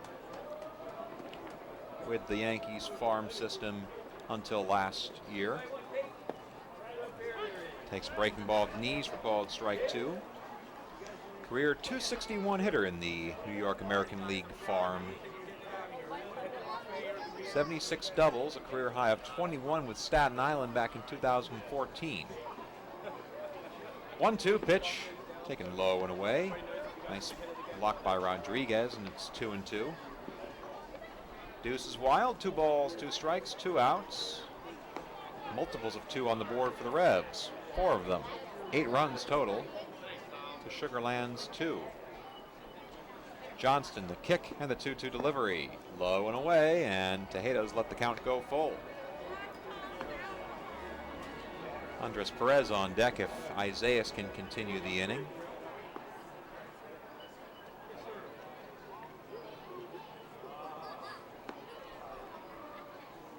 And the payoff pitch from Johnston. Chopper over towards short. Haig takes on a few hops. Throw to first in time. Side retires. So Isaias is going to have to wait at least one more turn. He'll have at least one more turn to make it a 9-game hitting streak. Revs go down in order for the first time. End of the 5th year score, York 8, Sugarland 2 on Revs Radio WOYK. And here we go, folks. She steps up to the box. This is a real pressure situation. 2 kids tugging at her blouse, a long line of customers, and only 30 minutes to get in, get a dozen Maple Donuts, and get to the party. Oh, boy, look at the time. One of Charlie Donuts All-Stars winds up, and here's the pitch. Welcome to Maple Donuts. Can I help you? Yes. No. I'm sorry. I'm not quite ready. Oh, she steps out. The pressure may be too much, folks. No, wait. What's this? A meeting at the plate? Okay, Mommy needs to order our Maple Donuts now. Can you two be good, please? And she steps back up to the box. All ready now? I am. She's swinging for the fences. I'll have 4 glazed, 3 vanilla sprinkles, 3 chocolate icing, 2 jelly filled, and 1 chocolate peanut covered. Wow, that was Major League. She read every stitch of that fastball and knocked it clean out of the park. Enjoy your Maple Donuts. Oh, we will. Okay, kids, let's go. Let's get these Maple Donuts to the party. There you have it, folks. Maple Donuts, 58 varieties. Ready whenever you need to step up to the plate. Maple Donuts taste right. Well, I finally did it. I took my dad's advice and joined his credit union. Which one? PSECU. I'm eligible because my dad's a member, but I joined through work. Really? I thought you had to work for the state. A lot of people think that, but there are lots of ways to be eligible. I'm not really thrilled with my bank and all their fees. I need to check them out. Definitely. It's worth the switch. PSCCU is the credit union for you. Find your way at psccu.com/join. This credit union is federally insured by the National Credit Union Administration, Equal Opportunity Lender. Hi, this is Dan Patrick. Join me weekday mornings at 9 on Sports Radio 1350 WOYK.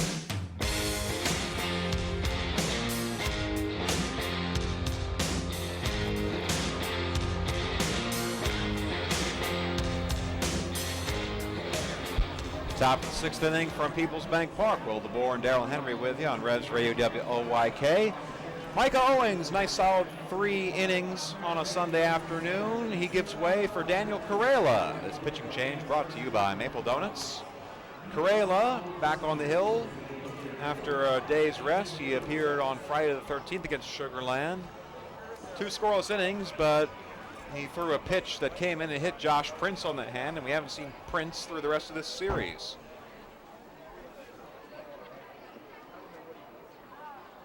And so Corella will get the bottom of the order for Sugarland, LaRoche, Haig, and Rodriguez. Danny with the windup. First pitch coming inside, nearly plunks LaRoche in the stomach. That's 1-0. Daniel making his lucky 7th appearance of the year. 0-1, 9.81 ERA. That's 8 earned runs in 7 1/3 innings of work. Real Jekyll Hyde situation for Correa. Sometimes he's looked fantastic, and sometimes just like this, it's been all over the place, both at the plate and all over the outfield. 1-0 is golfed into left field. Tejeda going back under the wall. It hits off of the top of the 5th slot on the manual scoreboard. Andy LaRoche, 3 for 3 with 2 doubles on the day. What an afternoon for that guy. Boy, Clarkie just about got one right through the opening in the scoreboard panels, which would be a ground rule double, by the way, and that's what LaRoche ends up with. Tejeda went as high as he could, just out of his reach. And I think after that first pitch, Correa, he's trying to get the feel and get a first strike in there and maybe groove one a little bit just to get locked in. And to LaRoche's credit, after nearly a rib ball on the previous pitch, he stands in and hits it. Rick Haig will try and make this a rally. 2 strikeouts for him today, one against McClendon, one against Owings. He's jammed on the first pitch and fouls it back out of play. Well, this is the... Sorry, Will. There's a guy walking down the steps with fries, Coke. He had no idea. Oh, and it landed right next to him. I mean, he held on to his merchandise, but it landed right next to him. Oh, my. Style points, sir. We don't have to give away any Tide sticks either. Yeah. Correa with the 0-1. Haig showing bunt. He skies the bunt, taken on one hop, a barehand by Correa. The throw gets by Nash, who tumbles over. It's over towards the York bullpen. In to score is LaRoche. Rick Haig is on, who I assume will be a sac bunt and an E1. And Sugarland with a run on the board in the 6th inning. It's now 8-3 York. Yeah, hindsight, that's one that Pounds is right there. He's going toward first. That's one that next time Correa is going to let him take. And it probably didn't realize, it was a little bit of a surprise bunt from Haig. Probably didn't realize Pounds was right on it. Thought he had to do it himself, and it became a really tough play for him. Wilfredo Rodriguez, 2 groundouts his day. He's jammed and fouls it back. Well, this is the danger inning for the Revs. The 6th has not been friendly all year. With that last run, they've been outscored by the opponents 28-8 in inning number 6. Whew. This is where the game tends to get away from York. Correa trying to limit the damage to just that run. And he gets a pop-up from Rodriguez, chasing Wilson out from the infield. He makes a basket catch, nearly collides with Dre. That one was dropping towards no man's land between center, short, and second. Wind wreaking havoc, but it won't have to pay hospital bills right now. That's the first out of the inning. He's made so many plays like that already this season where, I mean, we've had other days where wind has been a real factor, and the pop-ups have seemed to find him in adventurous fashion on days like this, but he's handled them flawlessly, and what fun he is to watch at short. We're charmed to have him. And Zach Dominguez takes outside for ball 1, although I think if you ask 100 Revs fans, players, personnel, 99% of them would say, don't give me excitement or adventure today, just give me a nice, clean game. Yeah. Had enough adventure last night. Yes, for a week. Wow. Dominguez, 1 for 3 with a run. 1-0, swung on and missed. High inside heater, and Correa touches 91. Count goes even. Revs up 8-3 in the top of the 6th inning.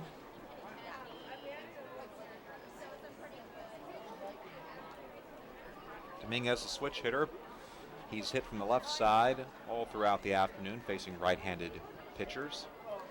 Correa's 1-1, way outside on a fastball. It's 2 balls and 1 strike.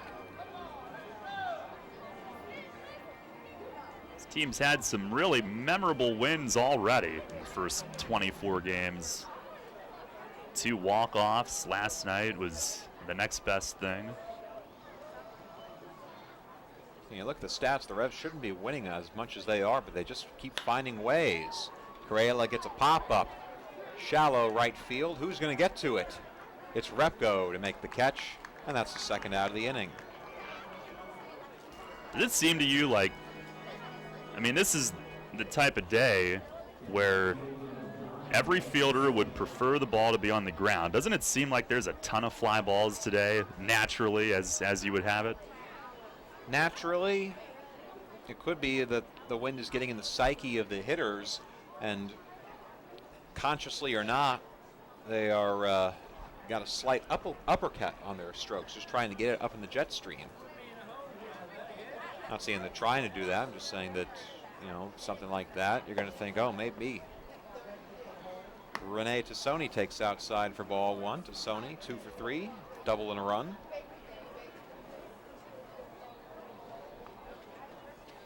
Skeeters, who have enjoyed much success in the middle innings against the Revs over the last 2 days, trying to put together more than just one.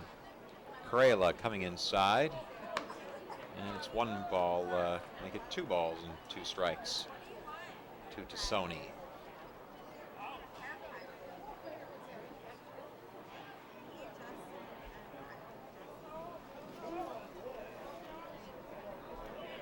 Rene out in right field today, originally scheduled to play first base. Gary got Eddie juggling the lineup in the last hour as Tassoni takes outside for ball 3. Tassoni to right. Jeremy Barfield, who was supposed to be in right to left field, and Johan Lamonta moved in from left field to first base before the first pitch was even thrown. Keeping us guessing. Correa needs a strike. It's 3-0, and he doesn't get one, and it bounces out of the mid of Castillo. It's outside for ball 4, and the runner will move up. Haig going to third base. Going to call this one a pass ball or a wild pitch. Pass ball. And for Keith Castillo, that continues to be the problem. Revs don't have many pass balls on the year, but they're all on the mid of Castillo, 5 of them. Scratch that, there have been 7 of them, and 5 of them coming from Keith Castillo. That'll prompt a visit from Paul Fletcher to try and calm down young Daniel Correa. That'll prompt us to take a look at the out-of-town scoreboard, brought to you by York Mitsubishi. Bottom of the 6th from Somerset, Patriots down 4-3 to Lancaster. It's also the bottom of the 4th from Long Island, the Ducks facing a 2-1 deficit against Southern Maryland. Bottom of the 4th, it's more like the bottom of the 6th in New Britain in a doubleheader. Bees up 6-1 over Bridgeport, and they'll play the second game later today. I don't know what happened earlier, but the scoreboard said 10-0, so I don't know who was keeping score, but something got changed. Ghosts in the machine. I guess. Pounds hit the scoreboard out and right so hard that it reverberated all the way to Connecticut. That's how technology works, right? Delwyn Young taking low and in for ball 5 from Correa.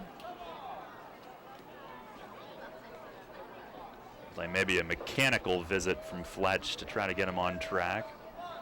Did you see him bring a wrench at all? Might need one. 1-0. Inner half, strike 1. Nice placement by Correa. The count 1 ball and 1 strike. Haig on third, Tassoni on first. 2 outs. Revs up 8-3. All runs from here on out are unearned.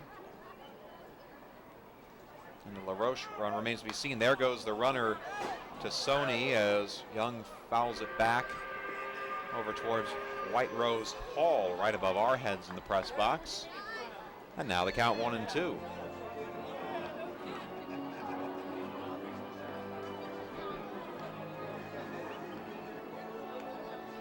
Young's got what looks like a neckerchief, light blue with cloud cover, very stylish. It actually matches the Sugarland uniform. Runner breaks again, and Tassoni is going to steal second base as Castillo had a hard time blocking that ball and getting it out of his mitt. First stolen base of the game for Sugarland. And erases the force possibility, and with a bloop into the outfield, Young could end up bringing home 2 runs and making this something more of a ball game.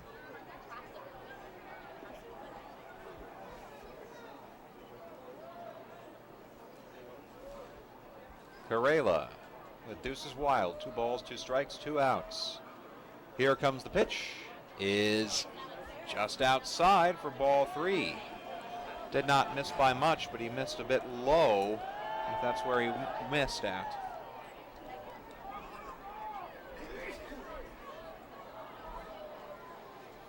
Full count offering coming to Young with Mathis looming in the shadows. And he'll have to pitch to Mathis. That one is outside again for ball 4, and Correa's struggles continue. Back-to-back 2-out walks, and he's not doing himself any favors with Kent Mathis coming to the plate, and Mark Mason's had enough. Mace taking the long walk out from the dugout, and Correa, who's already on thin ice, is getting even thinner. Only gets through 2/3 of the inning.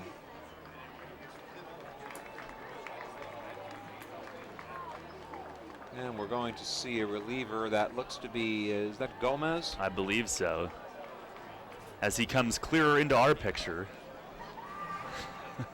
Ricardo Gomez, the new pitcher for the Revolution in the top of the 6th inning with 2 outs and the bases loaded.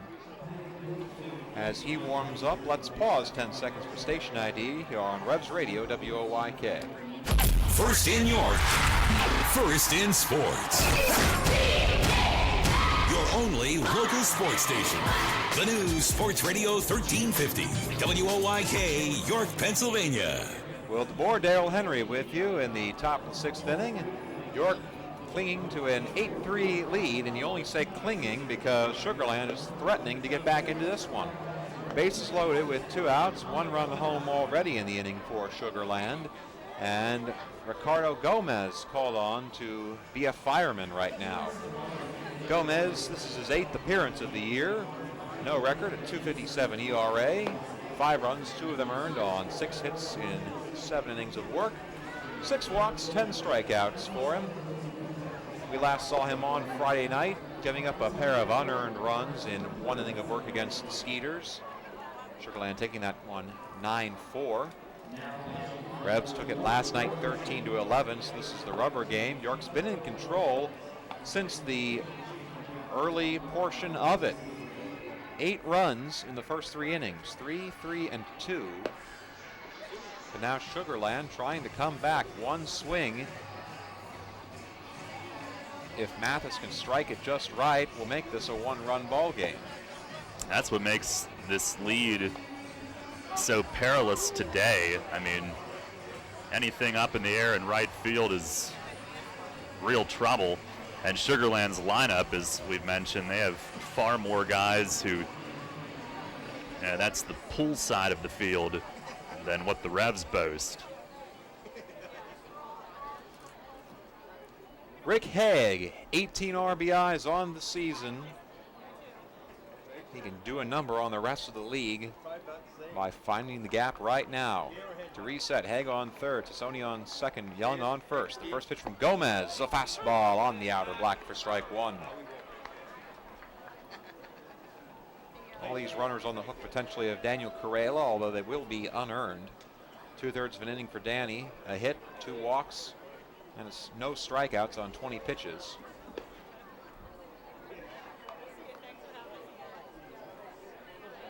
Oh, 1. Bounces out the Mina Castillo. It gets to the backstop. A run will score. Another pass ball against Keith Castillo. That's 2 for him in this inning. And 6 overall. So Sugarland with 2 runs home. It is 8-4.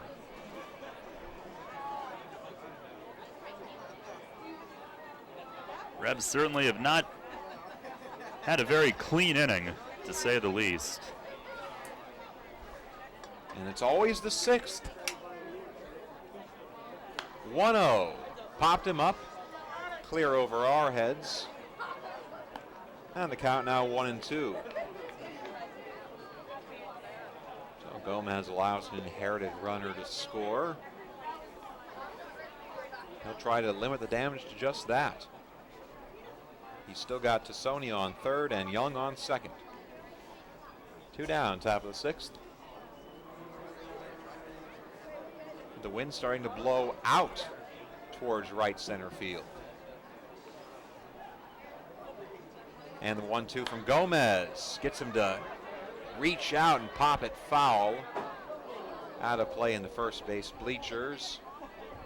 Going home with a fan from Felton. And the count stays at 1-2 to Mathis. Kent, an RBI machine in the early portion of his minor league career, 95 with Modesto in 2011. 1-2, ground ball, nice diving stop by Pounds. He gets up, throws to first, in time, side retired. Brian Pounds, full extension, gets the uniform dirty and keeps the scoreboard relatively clean. Gomez gets his man, but 2 runs on 1 hit. There were 3 errors and 2 men left on base. Middle of the 6th, your score, York 8, Sugar Land 4 on Revs Radio, WOYK. Wednesdays are the worst. I've got to get the kids to school in time to get to work, then it's just one long day of meetings. But hey, at least I don't have to worry about making dinner. Kids eat free with People's Bank. Save money at every Wednesday home game. So now when the Revs are in town, I just pull into a People's Bank, pick up that week's coupon, and dinner is done. Revolution Wednesdays? Awesome. Revolution! Thanks to People's Bank, kids eat free at every Wednesday home game. No need to be a People's Bank customer. Just pick up your coupon at any People's Bank branch and do dinner at People's Bank Park. 1 coupon per child per game. Listen up, people. This is the Rich Eisen Show. He's a professional. And I did tweet out on 4th and 19, go blue. Irvin took a picture of me in the NFL Game Day morning meeting room celebrating, and I stupidly looked at his phone and did it. And he tweets it out what Rich Eisen was like when he thought You Miss Football won. I can't show you what it was like when they did not win. Do friends do that to friends? No. The Rich Eisen Show. Weekdays at noon on Sports Radio 1350 WOYK. Waking you up like no one else. It's Steve Zabin. Last night you said you were going to watch hockey with my sons and my daughter and I, and wake up and then play golf after that didn't the show happen. today. No, so are you still going to just play golf? It's like no, you I keep don't on think chopping stuff off your to-do list. No, I think I'm not playing because it's going to be too windy. Your batting percentage on going to Scott's house is like the Washington National. Very poor. But yeah, sorry about that. Steve Zabin, mornings at 6 on Sports Radio 1350 WOYK. On air, online, and on your smartphone. Sports Radio 1350 WOYK.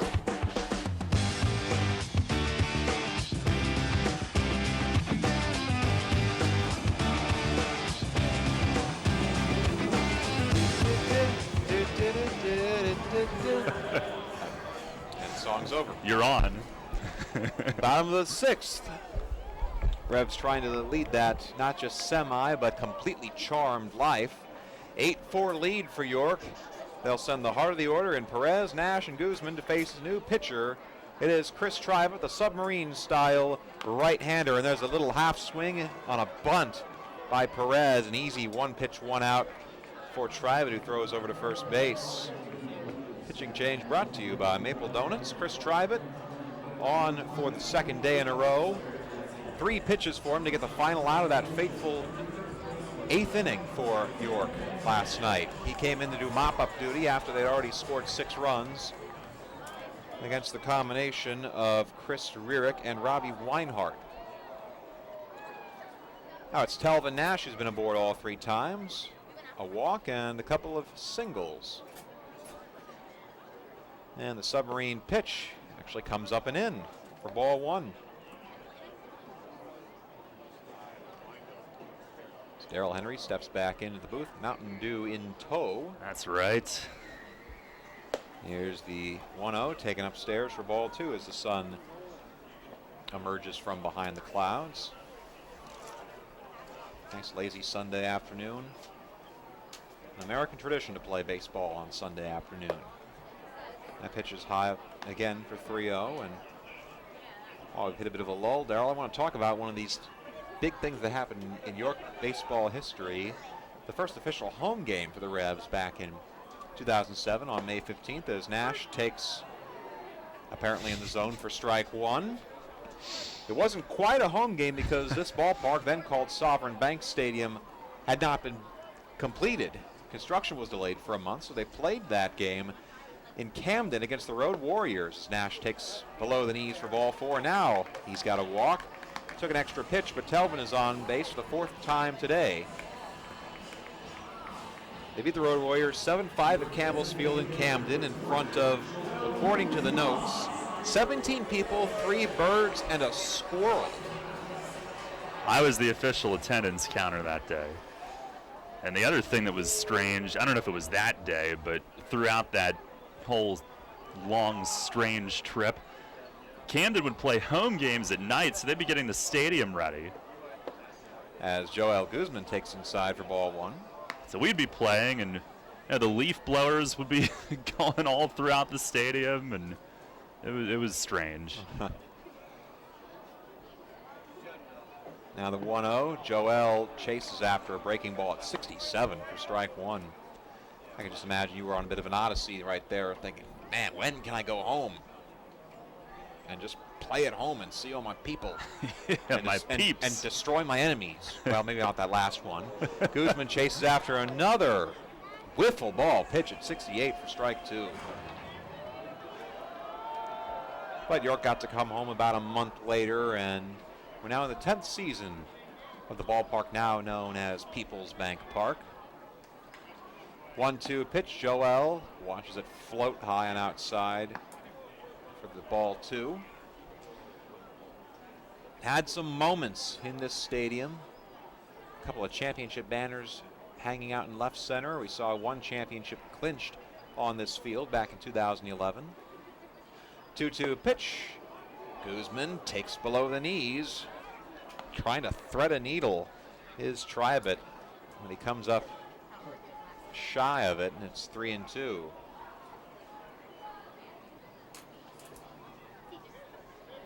And now Chris a toss over to first base.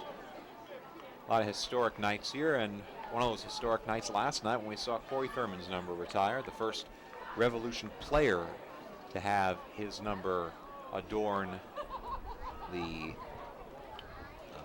whatever you call it, the awning of the press box. As Guzman's jammed inside and he fouls it back. We'll do it again.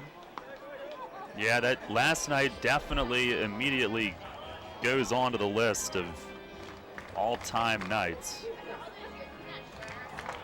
A lot of reasons. Bizarre game, great game. The history, the emotion of it, the pregame, all of it. The temperature drop. I know you don't keep that stat, but that might be up there for the biggest temperature drop in stadium history. Tried with the payoff pitch, and Joel cracks one into center field. That's down for a base hit. And so Guzman, who looked awfully silly on a couple of pitches earlier in that bat, manages to fist one into the outfield. He's got a 3-hit day. Yeah, he's on base, 3 out of 4. Nash on base, all 4. That's facing this guy, and you said it. I mean, he'd be a tough wiffle ball pitcher, but just such a different look. You want to see pitches from him to get used to it. And with Perez to start the inning, he got caught in between because he saw one that looked good to hit, but you're not used to seeing it from that slot. Here's Brian Pounds with 2 men on him, 1 out, and Poundsy takes inner black for strike 1.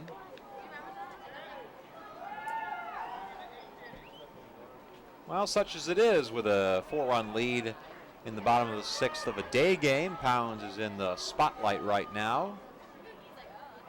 The 0-1, and he chops one foul over Polo's head in the third base coach's box. Just like the Stage Deli's got the spotlight on outstanding soup, salads, and sandwiches. For daily specials, including catering options, you can visit their Facebook page, search for Stage Deli on George, or visit them in person on George Street, right next to the Strand Capitol Theater. Closed today, I believe. 0-2 from Tribet. This one is lifted out in the left center field, fighting the wind. It had no chance, and Barfield chases it down. That's out of here, if not for that gust. Brian Pounds narrowly missing, going long for the second straight day. And it's 2 outs, and that home run streak starting to rest on a bit more quicksand ground than it had before. I wonder how different this game would be if not for the conditions, because I think the Revs got helped on some in right field in the first inning, but that's at least 2 that have been knocked down that would be out otherwise. First pitch to Keith Castillo, takes outside for ball 1. Castillo, a rough inning in the field in the top of the 6th. A couple of pass balls behind the plate. They'll try and atone for it with 2 men on and 2 out. The Revs up 8-4. Would like some more insurance as he needs to flex out of the way on a fastball inside from Tri, but it's 2-0. Well, if you think the Revs have been helped a bit in the early innings by balls hit to right, they've been robbed by balls hit to left in the later portion, then it pretty much evens out and they would probably end up having 8 runs on the board nevertheless. Castillo off the end of the bat and he lifts it foul out of play. 2 balls and a strike. Revs with 8 runs on 11 hits and 2 errors. Sugar Land 4 runs on 9 hits, no errors for the Skeeters. Nash on second, Guzman on first with 2 down in the bottom of the 6th inning. Tribet crouched down, now the 2-1. A shade out of the zone, it's 3 balls and 1 strike. Tribet gets so low to the ground. Looks like Craig Kimbrell when he stares in. Now his body at a 90-degree angle, throws a 3-1. It's poked out into left and it falls in front of Barfield for a base hit. A 2-out single for Keith Castillo. They play station to station, so Nash moves up a base, so does Guzman. It loads him up for Josh Wilson. Wilson, a double and a run. That came back in the 3rd inning, and Wilson is thus far the last man to cross the plate for York in this game. They have not scored since that 3rd inning.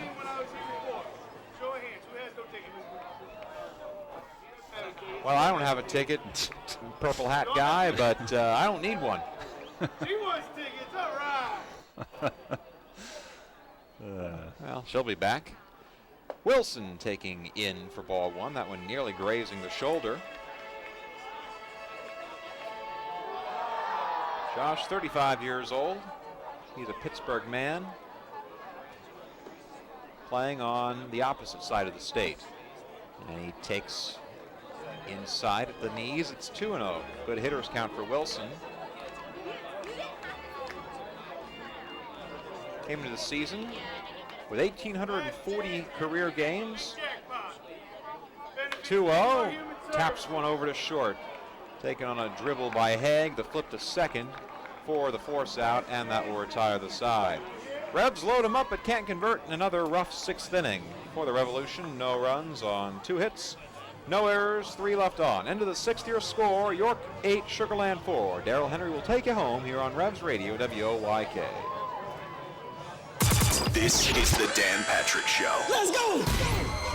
The NFL has a policy here. Johnny Unitas was going to be honored by Peyton Manning. He was going to wear high-top black shoes. The NFL said, no, you couldn't do it. Pat Tillman was going to be honored by Jake Plummer, and the NFL said, no, you can't. Craig Ironhead Hayward's son was going to honor him with eye blank. D'Angelo Williams, whose mother died of breast cancer in 2014, he wanted to honor her the entire season. The NFL said no. This was explained to me by the NFL years ago, that if we allow this for Peyton Manning with Johnny Unitas, which seems like a no-brainer, then what happens if you get Jimmy Lipper, who wants to honor his coach, and he's going to wear something? That's where the NFL, you may not like it, but it makes sense that you just say, no, we're not going to allow it. We can't allow this to happen, because then everybody would be doing it. The Dan Patrick Show. We are going to PAR-TY. Mornings at 9 on Sports Radio 1350 WOYK. Ross Brothers Barbecue is serving up the hits every Saturday night this season at Peoples Bank Park. Stop by Arch Street Eats on the third base corner and load up on delicious, fresh-made local barbecue. All of Ross' sauces and sides are made from scratch daily. All meats are smoked for an authentic barbecue done right. Ross Brothers also offers drive-through, dine-in, and carry-out from the restaurant at 3096 Carlisle Road in Dover, as well as delivery and full-service catering. Ross Brothers can cater any sized event from fundraisers to graduation parties to weddings. Ross Brothers Barbecue every Saturday night at Peoples Bank Park. The radio home of the Revs. Sports Radio 1350 WOYK.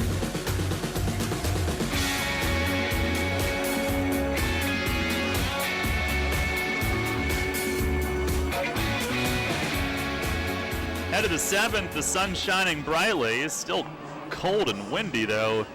Revs trying to battle out a series win today, going for their 4th straight. They lead at 8-4. Trying to win a 2nd straight rubber match as well. Jeremy Barfield will lead off. Ricardo Gomez stays in. And Gomez and the sunlight fires, and Barfield chips one softly to short. Wilson charges, gloves it low to the dirt, and fires to first on the run. 1 pitch, 1 out. Nice play by Wilson, who stayed low with it. Gomez, he got the final out of the 6th on a great diving play by Brian Pounds to save 1, if not 2 runs. Gomez back on for another inning, and Johan Lamonta next. Limo 0 for 3 today, ground out, strikeout, fly out.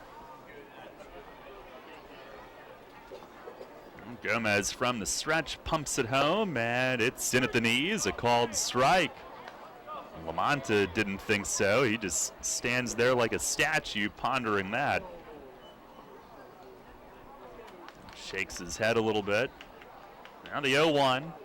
And, oh, jeez, that bounced in the dirt right past Castillo, and it hit the plate on David Shirk in the face mask. Oh, boy. They've had a rough weekend. Physically, emotionally, what have you.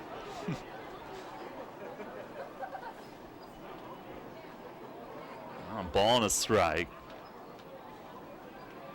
And Gomez fires. Slider breaks low. 8 runs, 12 hits, 2 errors for York. 4-9-0 for Sugarland. The 2-1.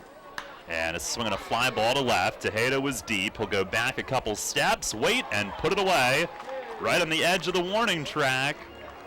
Gomez waiting to see Lamonta, his former teammate, and a little friendly word for him as Ricardo gets the better here. And again, if different day, you wonder if that ball's up off the wall. I would think maybe. But we'll take the out. 2 down. Here's Andy LaRoche, who has not been retired. First offering is down and away. 3 for 3 with 2 doubles and a run. Our first look at him this series, he'd come in hitting just .216. Castillo's squatting way low, sitting as LaRoche pulls a grounder to third. Pounds cuts it off to his left. He'll turn and fire, and got him at first.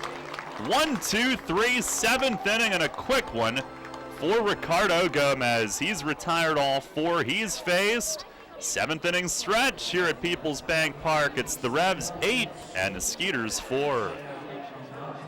Money and business are essential to the strength of a community. So is cheering and celebration and music and fun. That's why York Revolution games, concerts, youth sports, special events, and more happen at a place called Peoples Bank Park. Peoples Bank has been serving York County for more than 150 years. Always cheering, always celebrating, always committed to the things that make York County great. And to you having a great time at Peoples Bank Park. Peoples Bank, member FDIC, equal housing lender. Come on! Colin Cowherd.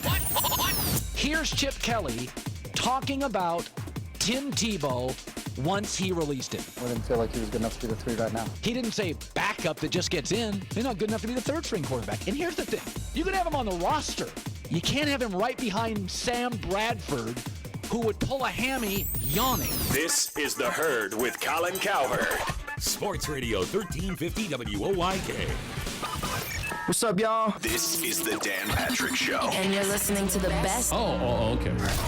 Mattingly and the Dodgers realized it wasn't working out. Nobody wants to say somebody was fired. Nobody wants to say somebody was resigned. Now, I know it's semantics here. Mattingly's gone and the Dodgers move on. I do think it's best for both because I think with new management, they want their guy. They want a sabermetrics, an analytics guy. Mattingly was not that guy. Dan Patrick. Don't be a hater. Mornings at 9 on Sports Radio 1350 WOYK. All about local sports. Sports Radio 1350 WOYK. Hi, this is United States gold medalist Cullen Jones, and you're listening to Sports Radio 1350 WOYK. First in York, first in sports.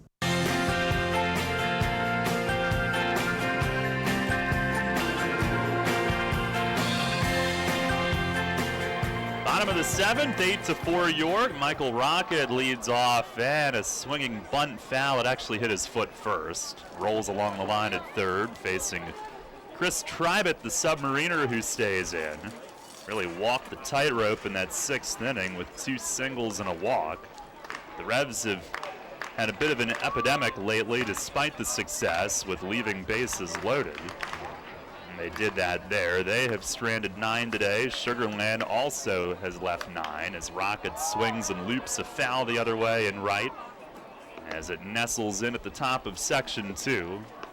Good day for Rocket again. A double and a run back in the 2nd, sac fly in the 3rd, and grounded out in the 5th. 0-2, and a breaking ball. He nubs a foul off to the left. Will force Polo to come in from the third base coach's box. Jorge was dressed like a mummy again, coaching first. Now they have somebody else out there. I think might be James Simmons. There's a slider up high. Count now 1-2 on Rocket. Sugarland, another right-hander up, loosening. And Tribett delivers, and a swing and a miss. Big, slow frisbee. And Rocket down on strikes. Once again, taking you up to Hershey Bears hockey today, or we'll break in between if we can, but Bears pregame starts at 4:20. I mean, tell me we won't have to stretch from the end of the game to the hockey game? I don't plan on that. Got to save some for tomorrow, Will. Here's Jason Repko. And first pitch is up high for ball 1. Bears will drop the puck at 5 at Giants Center. Game 7, hosting the Baby Pens. There's a breaking ball, and that's in the same spot, and this time called a strike. Drew a look back from Repko, who's 1 for 3 today. Singled and scored in the first, also hit by a pitch. And he swings and lines one to left and has another base hit. Tribett left it up, and Repko tomahawks it into left. He's 2 for 4. Revs with their 13th hit, 17 last night, a season high. Came in hitting .304 at home, .270 overall. And here's Isaiah Tejeda, who might be facing his last chance to extend this 8-game hitting streak. 0 for 2. He does have a sac fly, a walk, and a run. And the first pitch down and away. Rodriguez reaching across. Revs up 8-4 here in the bottom of the 7th. It appeared that Gomez had done his job and that they would, yep, they do have somebody up for the 8th. Pitch here is in there. It's a called strike. If anything, for a confidence booster for Ricardo. I mean, I know he's an adult, he's a professional, but everyone needs to feel like, yeah, I had a really good day at the office today, and he has. 4 up, 4 down on just 12 pitches, including 7 in that last half inning. The 1-1 breaking ball, and Tejeda turned the arm in toward it, and it bends across for a strike. Flipping it up there at 68 miles an hour. And it's 1-2. That still isn't as slow as James Simmons' curveball, though. As the sun fades behind a cloud, Tribett throws one over to first. It's interesting, his throws to first are overhand.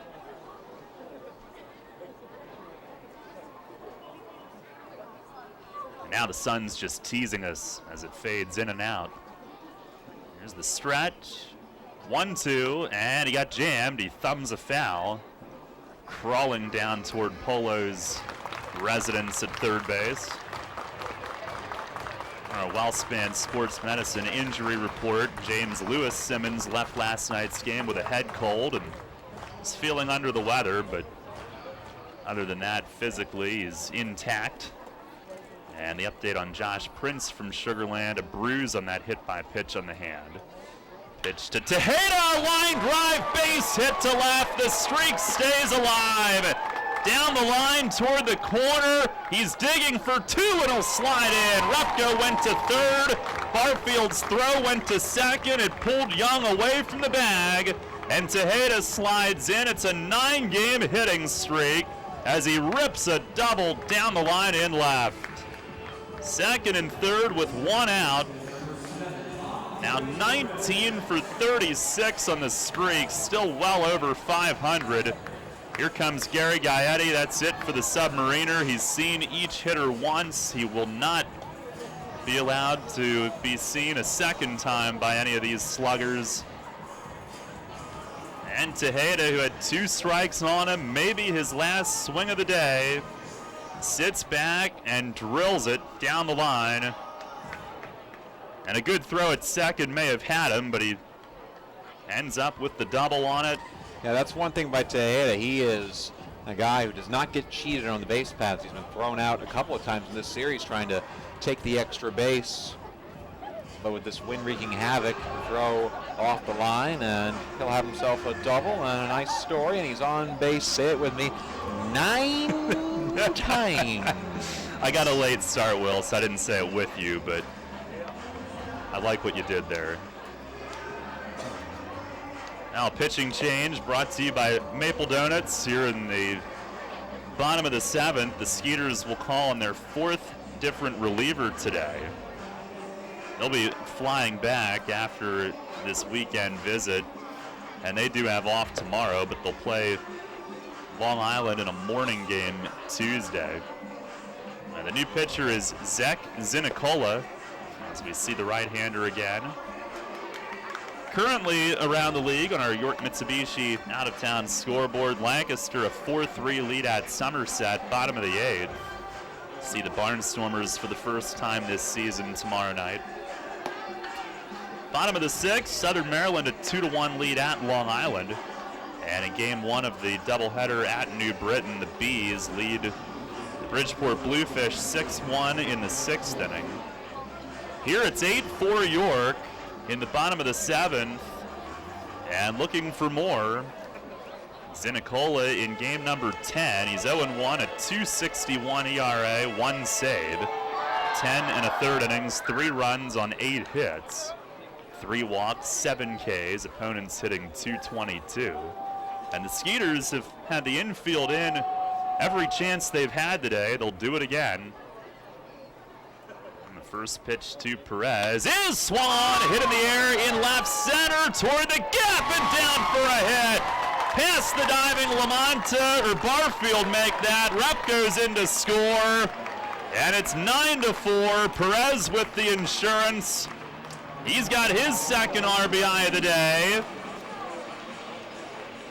One off the league lead with 17, 9-4. It would have been Lamonta had they stuck to their original lineup, but Barfield laying out for it, did all he could. It was just out of his reach. Little floater that lands in the gap.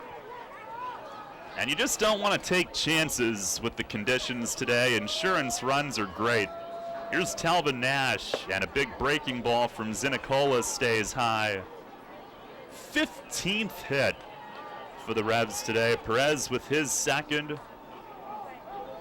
Now 14 for 36, his last 8, as Nash lays off a breaking ball down and away.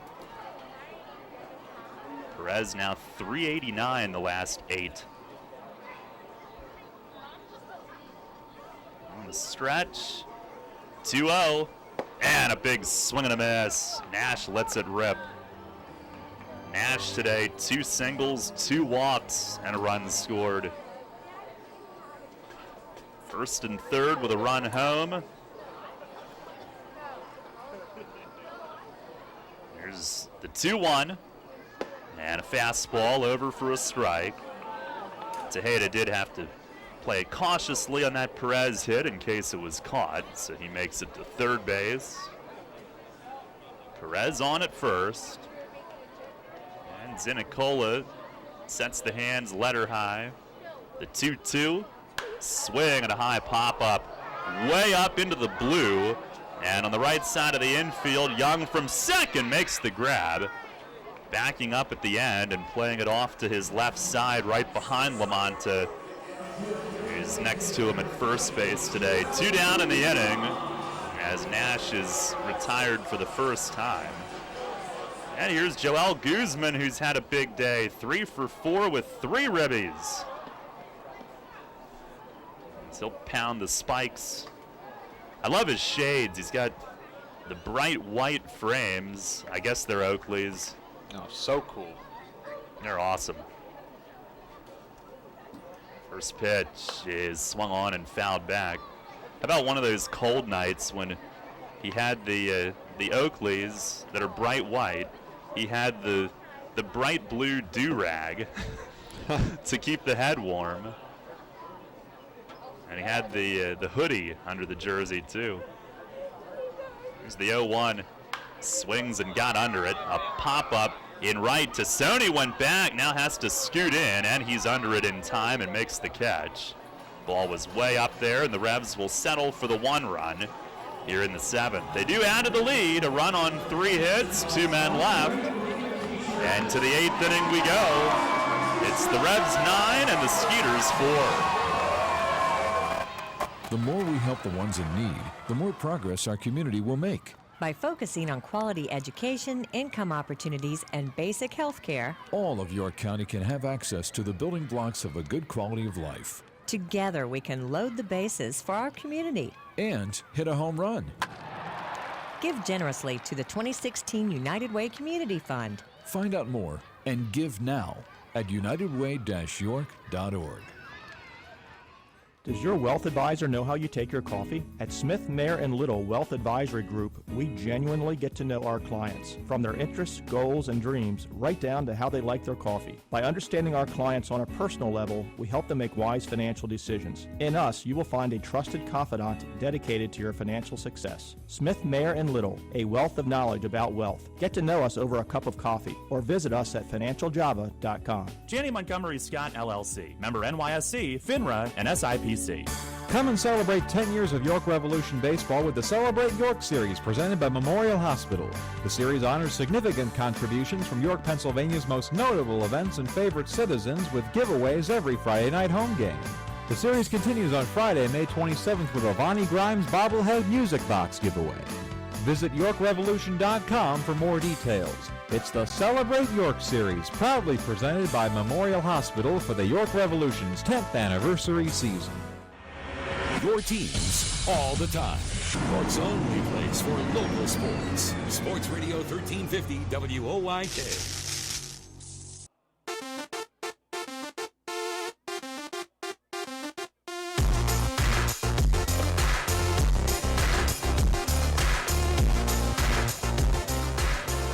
Top of the 8th, Tyrell Harris will look to put last night behind him. He comes on a pitching change brought to you by Maple Donuts. Revs have added a run to the lead. It's 9-4.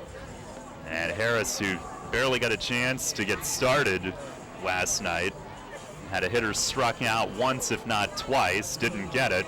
Home run. And then that whole mess with the ejection. And we'll face Rick Haig leading things off here. The 8-9-1 due up. Haig, Rodriguez, and Dominguez for Sugarland in the 8th. Revs lead is 5 as Harris winds and fires. Zanis swing and a miss. Looking at that flag again, it's just going nuts left to right. There's going to be some strong wire out there to keep it aboard. Harris winds, kicks, and delivers. Swing and a miss, a cutter away. Well, earlier today, we had the wind speed listed at 16. I'm not convinced that that's all it is, at least here. Been a big factor today. Here's the 0-2. Swung on, grounded off the mound, takes a high hop. Perez, the adjustment, and throws him out. What a play! It bounced off the mound, went up in the air, and then hit the dirt, I guess with top spin, and shot straight up again like a super ball. And Dre had to make the adjustment up above his ear, and he makes the throw to first. What a tremendous reaction for the first out. The dugout loves it. They're losing it down there. It made Polo crack up. Well, it's been a tense couple of games, I think, with a 5-run lead and 5 outs to go. Now you can loosen up a little bit. Here's Wilfredo Rodriguez, who takes up high. It's just like Polo's fungo grounders. Routine as can be. Harris with the 1-0. Swinging a foul tip right at the feet of Castillo. Rodriguez, our K-man today, has yet to give the fans such pleasures. He's 0 for 3, but all 3 outs have been put in play. And Castillo did take that one off the foot, so David Shirk will walk the new ball out and give him some time.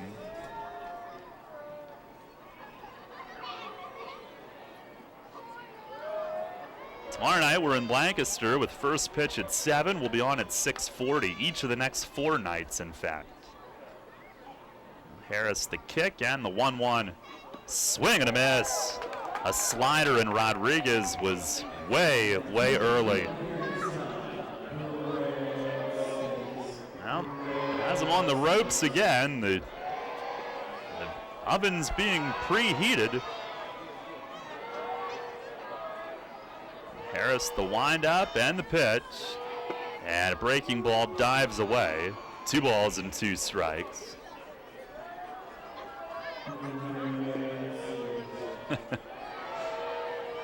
Tonti Ray on the PA mic. Now Harris with the 2-2. Swinging, he jammed him. Fisted on the ground to short. Wilson's got it. Sidearms to first and 2 down. You know, you and I, Will, we don't get the breadstick tickets. We just want outs. We're fine with that, but everybody out there might be a little salty.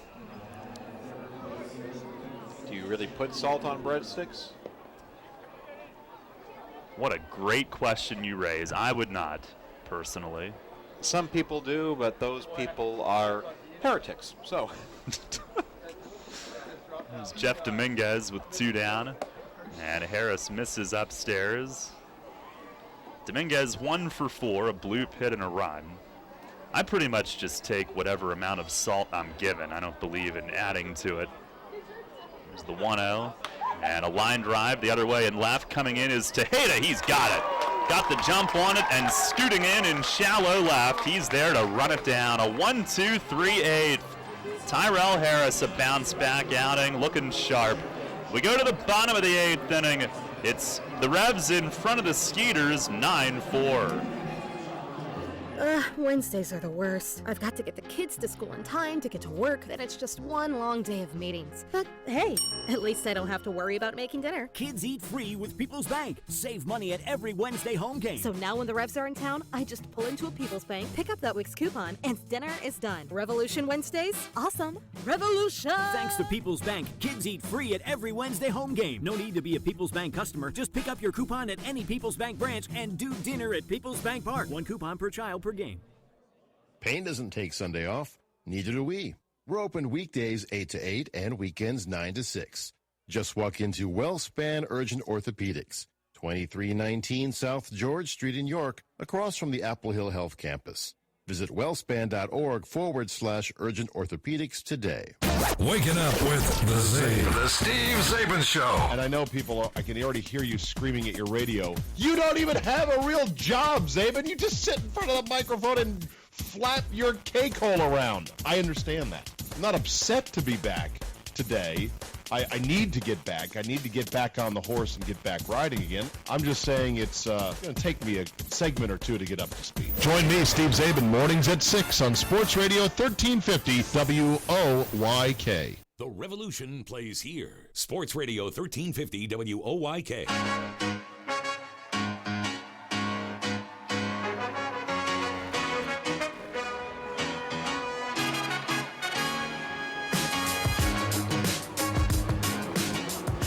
Bottom of the 8th, it's a 9-4 lead for the Revs, trying to win a 4th straight series and go to a season best 6 games over 500 at 15-9. 9-4 the lead with 3 more outs needed. Derek Loop will come on here on a pitching change brought to you by Maple Donuts. Revs trying to go to 10-4 at home and win 12 of the last 16. Playing some ball. 3 more outs to record. And Brian Pounds will lead things off. Here in the home 8th. Pounds 1 for 3. RBI double in the first. Walked in the 4th. Flew out deep in the 6th. On a normal day, would have been gone. First pitch from Loop is just outside. The first inning RBI gave him 6 since the start of last night. Derek Loop in 9 outings, 1-0, has not allowed a run in 9 innings, 3 saves. Pitch to Pounds is swung on and missed, a slider down. 9 scoreless, 9 hits, 3 walks, 9 Ks. I don't see anybody up for the Revs at the moment. Well, Tyrell only had 10 pitches in that top of the 8th inning. I'd send him out for the 9th. Pitch to Pounds is squirted foul behind the plate. Castillo on deck. Wilson follows him. 1-2. Mace thought coming in today he had between 6 and 8 relievers available. He's used 4 so far. 1-2, and Pounds leaves it upstairs. And McClendon go 2 innings to start, 1 run. Micah Owings, 3 innings, 1 run. Carrera struggled with the command in 2/3, 2 unearned runs, but Gomez came in to finish the 6th and all of the 7th. Pitch to Pounds is down low and works it full. And then Tyrell Harris, the 1-2-3/8. Calvin De La Cruz scheduled to start tomorrow night, by the way. I was wondering about that. Dave send you the Lancaster starter? He's just swinging a high fly ball in center. Mathis backs up and waits. And pretty much straight away, he'll squeeze it. 1 down. Yeah, they late this morning. Brian Evans tomorrow. So De La Cruz against Evans tomorrow. We'll see about York's starter for Tuesday. That would have been McClendon, and it still might be with only 2 innings of work today. But Brian Woodall will go for Lancaster on Tuesday night. Here's Keith Castillo, who tried to stop but goes on a check swing. First pitch strike. He'll bat from the right now for the first time today. He's 2 for 4 in the game with a run scored. It's hit safely in 5 straight. Pitch from Loop, and a breaking ball, a good one that bends across, a strike. Castillo looked back though, didn't think so. Good movement, whether or not it was a strike is up for debate. Now the 0-2. And he grounds one sharply toward the hole. Stabbed by Haig. A fadeaway throw. Got him in a tremendous play to rob Castillo of what would have been his 3rd hit. Haig able to reach it way to the backhand. And on the off-balance throw going away, it was right on the money. 2 down in the inning. It's going in my score notes as the Jeter play. Yeah. That's exactly what it was. Here's Josh Wilson, who's 1 for 4 with a double and a run. Pitch from Loop, a swing and a miss on a slider, breaking hard down. Every Revs starter with a hit today. And they've all either scored or driven in a run. There's the 0-1, and a swing and a foul, first base side. Some have done both. Who knew? This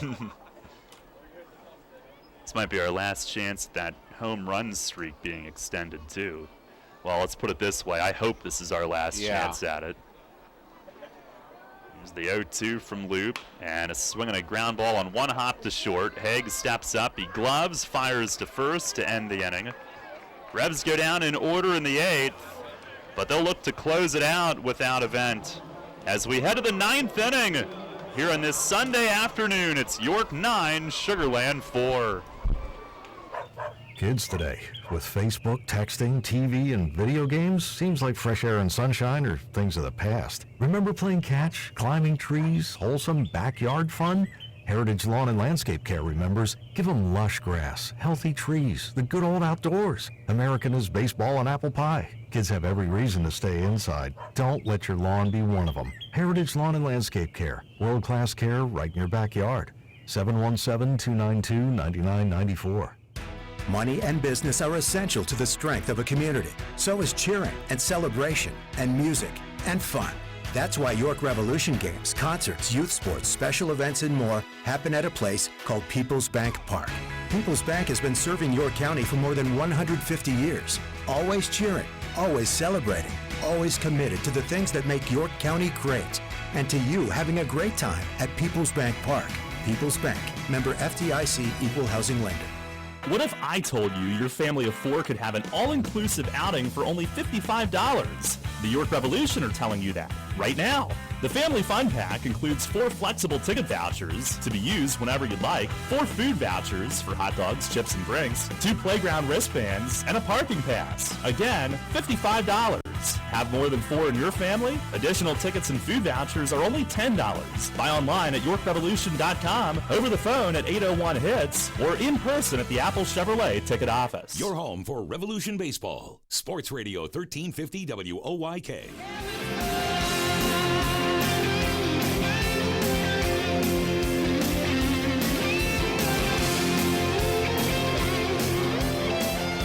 Head of the 9th, it is Tyrell Harris, who's looking to finish off each of the final 2 innings, a 1-2-3-8 with just 10 pitches needed. And up first is Renee Tassoni.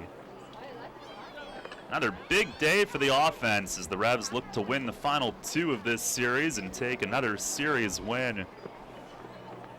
And Harris's first pitch to Tassoni, a slider that bends in for a strike. I can actually hear the flag 400 feet away, whipping. Tassoni 2 for 3, a double and a run, also a walk and a steal.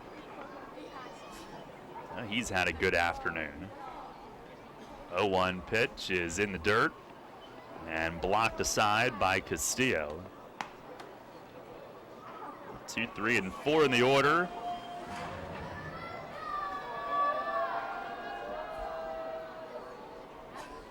Revs may not have Harris tomorrow night, but it's not determined yet. He deals, and a line drive hit hard in center. Rocket, though, is there, and one away. Played him toward right center, had to move toward the opposite gap, but smoothly cruising over. He's there to squeeze it. 1 down here in the 9th. And the job that the relievers have done today has saved many others for tomorrow night. I mean, Owings is basically a starter being built up. Here's Delwyn Young. And he swings and a foul tip squeezed. No balls and a strike. He was trying to ambush one. So taking Owings out of the mix, they've only used Corella briefly, Gomez, who was very efficient, and now Harris. There's the 0-1, and that's in the dirt, blocked by Castillo. Mike McClendon helping out today, getting his day's work in the game. Those first 2 innings. Boy, I want to be down there. There's a slider that misses high, 2-1. Sounds like they're having all the fun in front of us. The wind up and the 2-1. Swung on, driven deep but foul. Young cranks one. It hits the Mezzogiorno Picnic Pavilion sign on the fly. at the top of the Revs clubhouse and right, but a foul ball. 2-2. And Harris, the wind and the pitch. Breaking ball got him. Swing and a miss at a big curve. 2 down. And the Revs an out away from win number 15.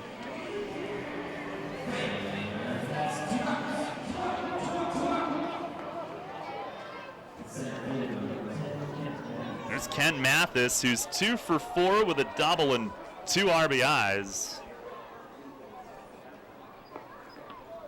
Revs up 9-4 with 26 outs in the books. First pitch is chopped foul, third base side, and it's 0-1.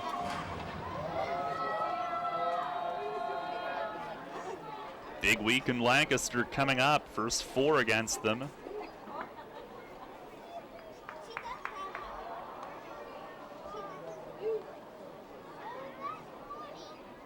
Harris, the 0-1. And a pop-up, should do it. Wilson at short, back onto the edge of the grass in shallow center, puts it away, game over. And the Revs with a 4th straight series win as they take the final 2 from Sugar Land and win today 9-4. Boom it goes. And the Revs another big day offensively. Counting out 15 hits, and they stay hot. 15-9, they've won 12 of their last 16. 10-4 at home. And just like a machine, running through series win after series win. 4 in a row now as they take a rubber game for the second time on this homestand, a 4-2 homestand. As they win today, 9-4 is your final. Joel Guzman's down with Will DeBoer. Let's go to the field. All right, Daryl, Joel Guzman, 3 for 5 with 3 RBIs. All the runs driven in coming in the first 2 innings. Joel, what was Marshall throwing to you that you were able to see and hit so well? Well, I mean, he was throwing the ball pretty good. We just like trying to, make a good contact. I mean, all the guys, it's good that feeling when you see like all your teammates, taking good hacks. So that it kind of like motivates you. So I was seeing the ball pretty well today, and I think the main thing would be, last 2 or 3 games being like off and on kind of, but I mean, I'm starting to see the ball good again. And fighting the elements today, that gusting wind coming in from left field. On a day like that, do you have to get yourself in the right frame of mind to not try and hit the ball into the wind, but also, try and avoid hitting it into it? Oh, I mean, definitely, especially the temperature, it dropped down. It's so cold. It was so cold during the game. And being a designated hitter, you kind of have to stay warm, do whatever it takes, going to the cage, running up and down in the dugout. So it's trying to stay loose. But the bottom line is just go up there, try, put a good swing, make a contact, and not try to do too much. Yep, 4th series win in a row for the Revs. Big one here against Sugar Land. What's the feeling on the clubhouse as you guys head out on the road again? Oh, we're having an awesome time, man. I mean, we have a great group of guys, and everybody's getting along. And they're doing, they know what to do, each guy, getting the work in, getting into the field early. It's a great feeling, man, going on the road now. Hopefully we can keep it going the same way, just go out there, and win some games. All right, Joel, thanks, congratulations. Thank you. All right, Dale, send it back to you. Joel Guzman, our player of the game. Thank you, Will. And indeed, a big game. 3 for 5, 3 RBIs, all 3 in the first 2 innings on the RBI column. Joel Guzman, your Griffith, Strickler, Lerman, Solomus, and Calkins player of the game here today. And, not only today, but like he talked about in the post-game interview, beginning to see the ball better again, and maybe a big performance for him moving forward from that standpoint. Good to get him locked in again. It can only mean great things for the offense. Your GSLSC player of the game here this afternoon as the Revs pound out 15 more hits, less than 24 hours after a 17-hit attack last night. They win it today 9-4. Stay tuned. Post-game show follows next. Tennis used to be a very polite game. Today, tennis Ace. Raises a racket. Flying feet. The style, the play, and the players are intense, athletic, and hard-charging. Flying Feet Sports Shoes welcomes the evolution of tennis and its battling players with a full line of specialty tennis shoes worthy of the new game. These aren't stand-around, look-pretty shoes. These are co-conspirators for the court. Shoes that will endure opponent after opponent, match